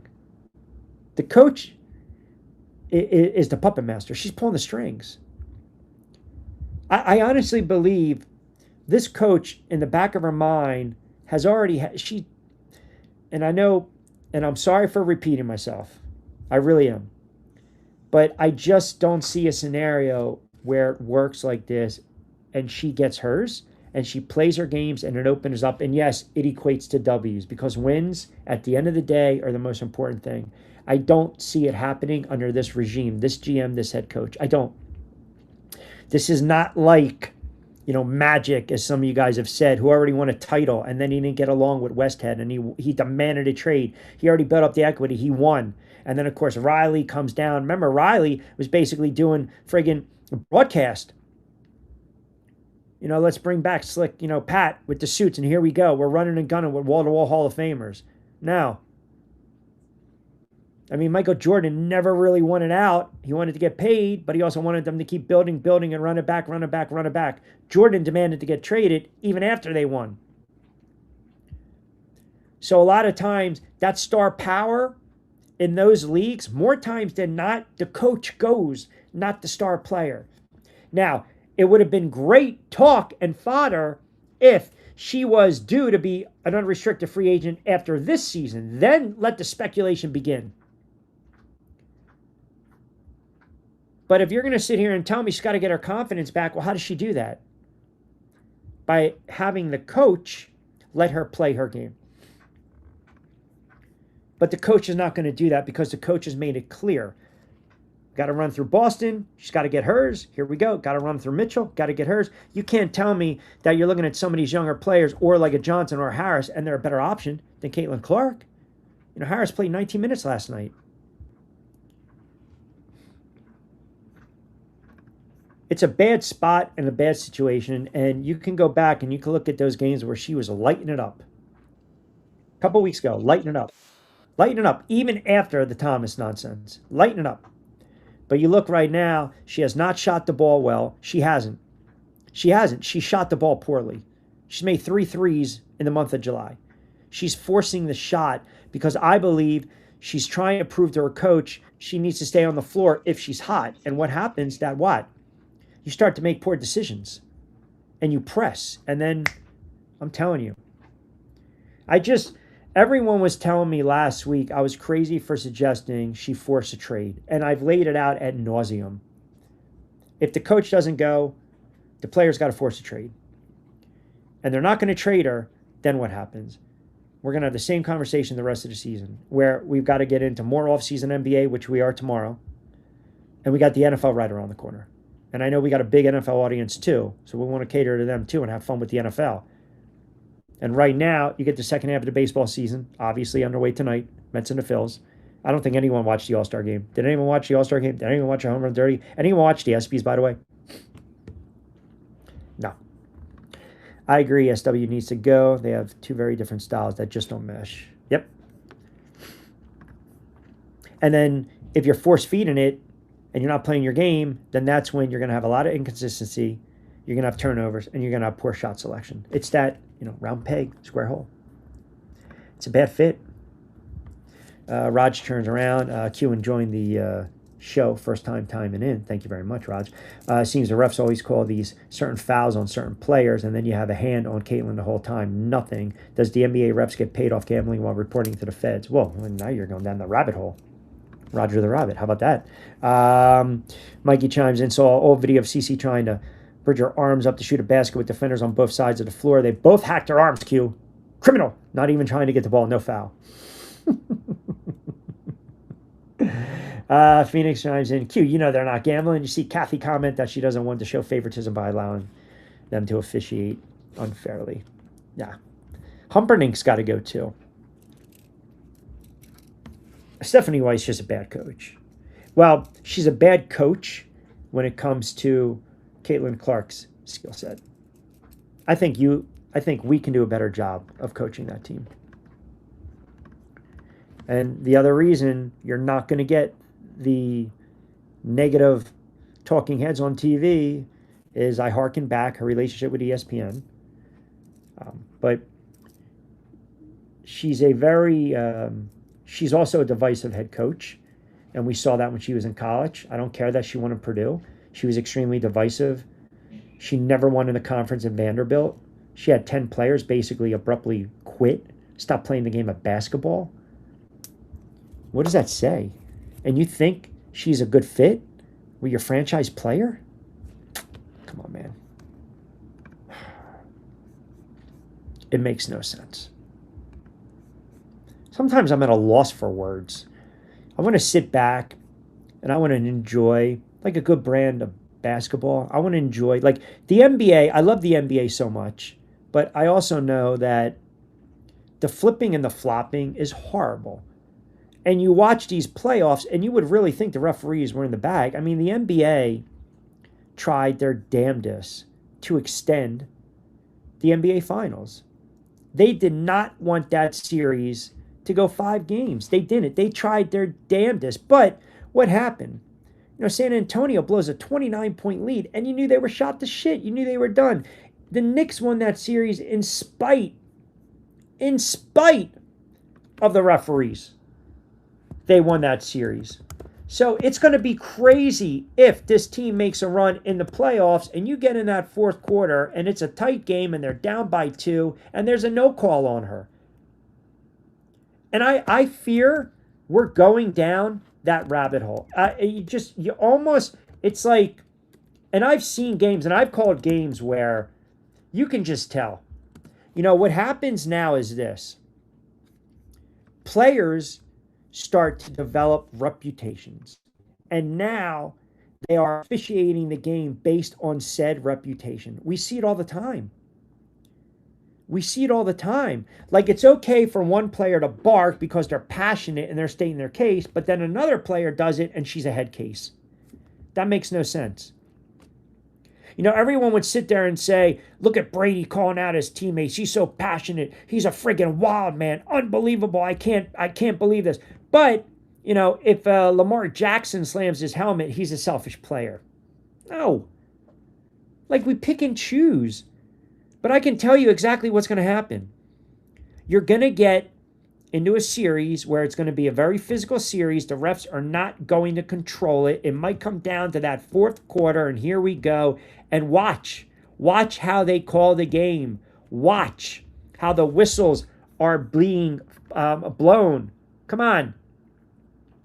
Andy chimes in. Q, is it me or is it odd that a 79-year-old Kareem Abdul-Jabbar, who's an NBA legend, by the way, who's probably never watched an ounce of WNBA, takes a shot at Caitlin Clark? Look, everyone now is coming out of the woodwork. They are. And the funny thing is, when people sit there and try to throw back at me, she's not the face of the league. Well, who else are you talking about? Right? She didn't ask for this. She just wants to play basketball. And it just so happens she's really good. And I love when people come out and they try to check me on certain things that are factual, like the attendance and the revenue and the ratings and the CBA and salaries going up. I got news for you. It's not because of these other players who are good in their own right. So yeah, Kareem, Skyhook, Hall of Famer, an all-time great. Hey, we got you. Loved you in Airplane. Okay, here we go. Tell your old man to run up and down the floor, 3 nights a week against Bob Lanier. I got you. I get it. But you're off base, man. You're off kilt. You really are. You don't watch these games. You don't. So it's basically just a generic broad question. Come on. Yeah, she's not that good. She's not the... How many games you watch? How many?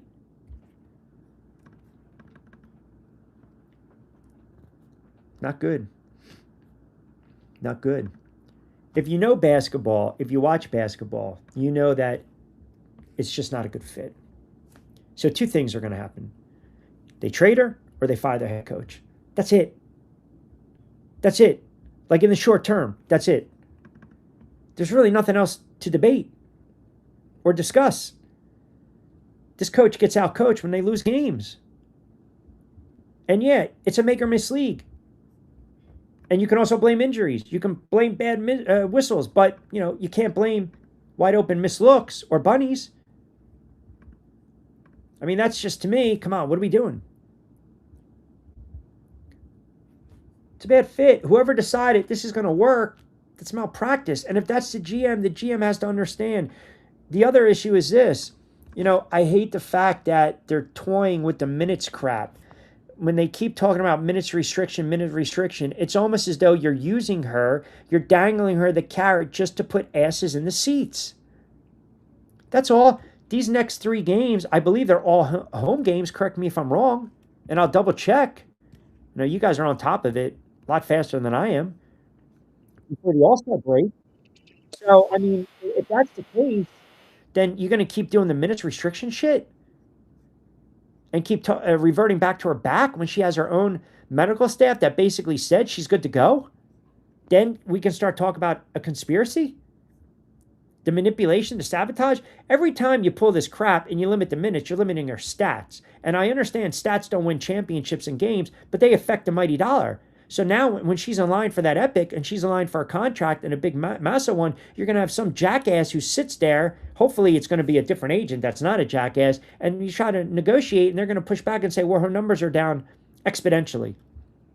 Well, that's because she's playing sporadic minutes. So obviously it's going to hurt. If Mitchell's chucking it up 25 times a game, well, yeah, she better be scoring 20-something odd points. Right? That it only makes sense, does it not? She shot 16 times, 22, 18, 18 the last 4 games. 35 minutes, 30 minutes, 35 minutes, 33 minutes, 23 minutes. 33 minutes, pardon me. 20, 27, 29, 29, 27 points. She's a real good player. A real good player. But are you building around a 30-year-old who's been in the league for 10 years? Who can't do what she does? She can't. They're 2 different players. It doesn't work when they're both on the floor at the same time. And they're icing each other out. So it's just, I don't know. Oh, the NBA tried their hardest. That was the worst officiated NBA Finals. And I'm not saying it because I'm a Knicks fan, that I've ever seen.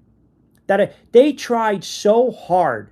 Adam Silver tried so hard to extend that friggin' series. And even after because you knew they weren't going to tag Wemby with the flagrant 2. You're not going to take arguably the young face of the NBA and suspend him in an NBA Finals with an opportunity for the Knicks to close out, and it didn't matter because Brunson does what he does and scored 45. Jose chimes back in. Q, I hear you talking trash about Argentina. That was an epic comeback. Forget about the choke job from England. Oh, come on, Jose. Get the hell out of here. Get out of here with that nonsense. I caught the last 10 minutes. I went back and I watched the game. What was England thinking? What were they thinking? You're on attack the whole game. The whole match, you're on attack, you're on attack, you're on attack. And then you think you score 1 goal against Argentina, that's going to be enough? Horrible. Horrible. That's a choke job. Mama Nina, love that handle, by the way. Cece isn't broken. She's neurodivergent. This hasn't broken her. Watch her next few games. Mama Nina, I was about to say Mama Mia. Mama Nina, 22, chiming in. I need to know where you guys are chiming in from, too. Thursday edition on Q. Rich Quinones here. Like, comment, subscribe to that channel if you like the show and content. I believe she's broken, but I don't say it in a derogatory way. I believe she's at the point, Nina, where this game is no longer fun. She wants to compete. She wants to win. She wants to prove a lot of the naysayers and the doubters wrong. She's not given that fair chance and choice by this head coach. Illinois. All right, there we go. Uh-oh, we got a Bears fan in the house? We got a Bears fan in the house? Illinois, excellent job chiming in. Thank you so much. I appreciate that. I think she's getting to the point where mentally it's really weighing. And I also believe even over the next 3-4 games, if she scores 20-25, as I started the show almost 2 hours ago, and thank you guys for always hanging with me, is it going to get better? Is this magically now all of a sudden, after the All-Star break, they're going to be kumbaya and Mitchell's numbers are going to go down and Caitlin Clark's going to stay on the floor more? I don't believe it's going to pan out like that. So the more they kind of screw around with her minutes restriction and they go back and forth and she gets subs, I mean, come on, man, they're making a run and she gets subbed. I mean, what are we doing? This is not watching a team go on a 20-3 run and not calling a timeout, Johnson or Atkinson. So I look at this and I go back to what I said. And for those that have been tuning in, I'm telling you, she has been set up with this regime and this organization. Forget about the league, forget about the toxicity, the culture, the divisiveness, the inclusion, the commissioner, the refereeing. She is put in what I like to call a no-win situation. It's a damned if you do, damned if you don't. They can rip off 3-4 wins in a row. They can get seeding. They can make a run in the playoffs. She can put up her numbers. And again, there's going to be points where the minutes restriction, the allocation, the substitution, the pulling her after a turnover, after a bad shot, no rhyme or reason on the floor, not meshing with Mitchell. We all have to agree the offense is run through Mitchell, and the head coach is not going to run the offense through Caitlin Clark. They're not going to accentuate her talent. It's not a fit. Hence, it's a no-win situation. That's what I believe. No one's questioning her talent. I've been accused of being too biased towards her with her talent. I think she's an exceptional player. I think she's a generational talent that is such in a rut right now and mentally is just worn down. It's only going to get worse unless she speaks up, unless she fires his agent, or she figures out a way, get out of Indiana, or they fire the head coach. Something's got to give. Something has to give. That's all I'm saying. Kind of thinking it's a no-win situation. If they fire the coach, they don't go anywhere, they blame CC. If CC doesn't say anything and stays, they lose, they blame CC. And if CC leaves, yeah, then they're still going to blame her. Upstate New York. Buffalo Bills territory? Or Syracuse territory? You don't strike me as a Bills fan, Joe. I think you strike me as a Giants fan, though. You would have complimented me on the mini helmets. That's why you should keep watching. She's about to stop talking and just move. Hey, I hope you're right, Nina. Or Mama Nina, 22. I love that handle. That's fantastic. You strike me as feisty. That's fantastic. I hope she does. But I don't think it's going to be with Indiana going forward. I just change of scenery sometimes. And oh, by the way, she's not the first great player to have a change of scenery early on in their career. We've seen it. Sometimes you go in the right fit, the right system, the right head coach, and you flourish. You flourish. She's ultimately going to be judged. When it's all said and done, we're going to look at the stats and we're going to equate it to championships because that's what we do in sports. We always do that. And I'm telling you, the league will not allow her to break records like she's breaking. The fact that they didn't have her on a commemorative poster, and by the way, I heard Darren Bell try to sit there and say no one's allowed to use her name or likeness on a Nike. It wasn't a Nike friggin' poster, you jackass. Stop. That's a league poster, I believe, created from an outside party, but it had nothing to do with Nike. They're players, they're entities, they're part of the league, they're employees, they work for the friggin' league. Now, you also forgot other players too that you didn't throw up there. I mean, it's funny. I remember, being on the air years ago with a Fox Sports affiliate in Delaware. Who was and I remember talking to this kid when she was a teen. Who was like the next great? Elena Deladon. Elena Deladon, who, if you watch this kid play, was phenomenal. Never saw a girl with a handle at 6'5" shoot the way she did. She was phenomenal. Played at Ursuline Academy in Wilmington. Went to Delaware. Was unreal. And remember, the blow-up was she was going to go to Connecticut, and people crushed her, but they didn't understand her backing and her background with her family and her sister. She was phenomenal. Like, phenomenal play. She wasn't on that poster. Taurasi wasn't on that poster. Like, what are we doing? Again, it goes back to the inclusion. It's just a piss poor run league. North of Syracuse. All right, there we go. Really bad league. All right, we're going to start wrapping up tomorrow. Off-season NBA, Jonathan Marshall, we think he's going to chime in. I want to, by the way, for the NFL fans, we're going to start, because it's late July, we want to start getting into off-season NFL training camps. We already start to break down the division, so if you go on my channel, and again, for you guys chiming in like you always do, if you're new to the channel, Rich Quinones here, this is on cue. If you like the content, subscribe to the channel. That would do me a solid. And share, like, comment, chime in. We go live pretty much every day. We do a lot with the shorts on TikTok, the videos, a lot of basketball content, a lot of NFL content. Back into the channel, a lot of boxing content as well for those that chime in for the first time. Very big into the fight game, call a lot of fights, and obviously call a lot of basketball.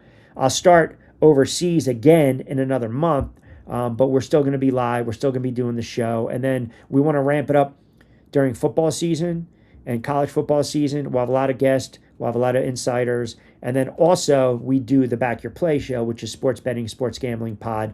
But I will tell you, it's not a show that shills. We're not pushing product. We're just basically trying to, give you some information on the betting lines in a responsible fashion. So we do a lot, as you see, with the Hoops Talk, NBA, college, WNBA. And I'll tell you, it would make for really hot topic, hot button if she was a free agent after the season, because you got a month left. Now, as you guys think it's going to play out, maybe they make a run, maybe they go deep, maybe she starts to get hers, but here we go. We don't know. We don't know. Maria, I always appreciate you, as I always like to say, gracias por tu tiempo. Little feisty one with the little mix in there, a little PR in Italiano. So we know, no one crosses Maria. All right, I appreciate you guys. We're powered by our good friends over at Fresh Roasted Coffee. If you are a coffee drinker like I am, check the show notes. Use the promo code BYP20 or OnQ20. You'll get 20% off your first purchase. Three Brooks Bourbon, get ready with tea. Played Against Sports, 2 locations in Jersey, and, of course, Pliable. Also, we're on the SR 1029 FM app, part of the Odyssey Radio Network, on the YouTube channel, Kicks, Millions, Rumble. And as I always say, if you like the content, you like the show, do me a favor, do me a solid, share with your friends, subscribe to my channel. We'll be back in the saddle on a Friday. A lot more basketball talk, Want to get in the NBA, the LeBron watch. You got the World Cup final on Sunday, Argentina against España. So we'll talk a little bit about that as well. And then we're going to start getting in heavy into the NFL, but we'll still keep the CC conversation going as well. All-Star break, second half of the WNBA season. We're going to start doing a little more of a weekly WNBA little whip around as well for you fans out there. Appreciate you greatly. And again, check out the shorts. Check me out on TikTok at RichQ on the mic. I'm on IG at RichQ. Subscribe, like, tap, share, smashy, smashy, smashy, whatever you guys want to do. Have a wonderful Sports Thursday. As always, be safe. Be sound. Enjoy the rest of your Thursday. We will talk to you tomorrow. This has been On Cue. I'm Rich Quinones. Hasta luego, buen día.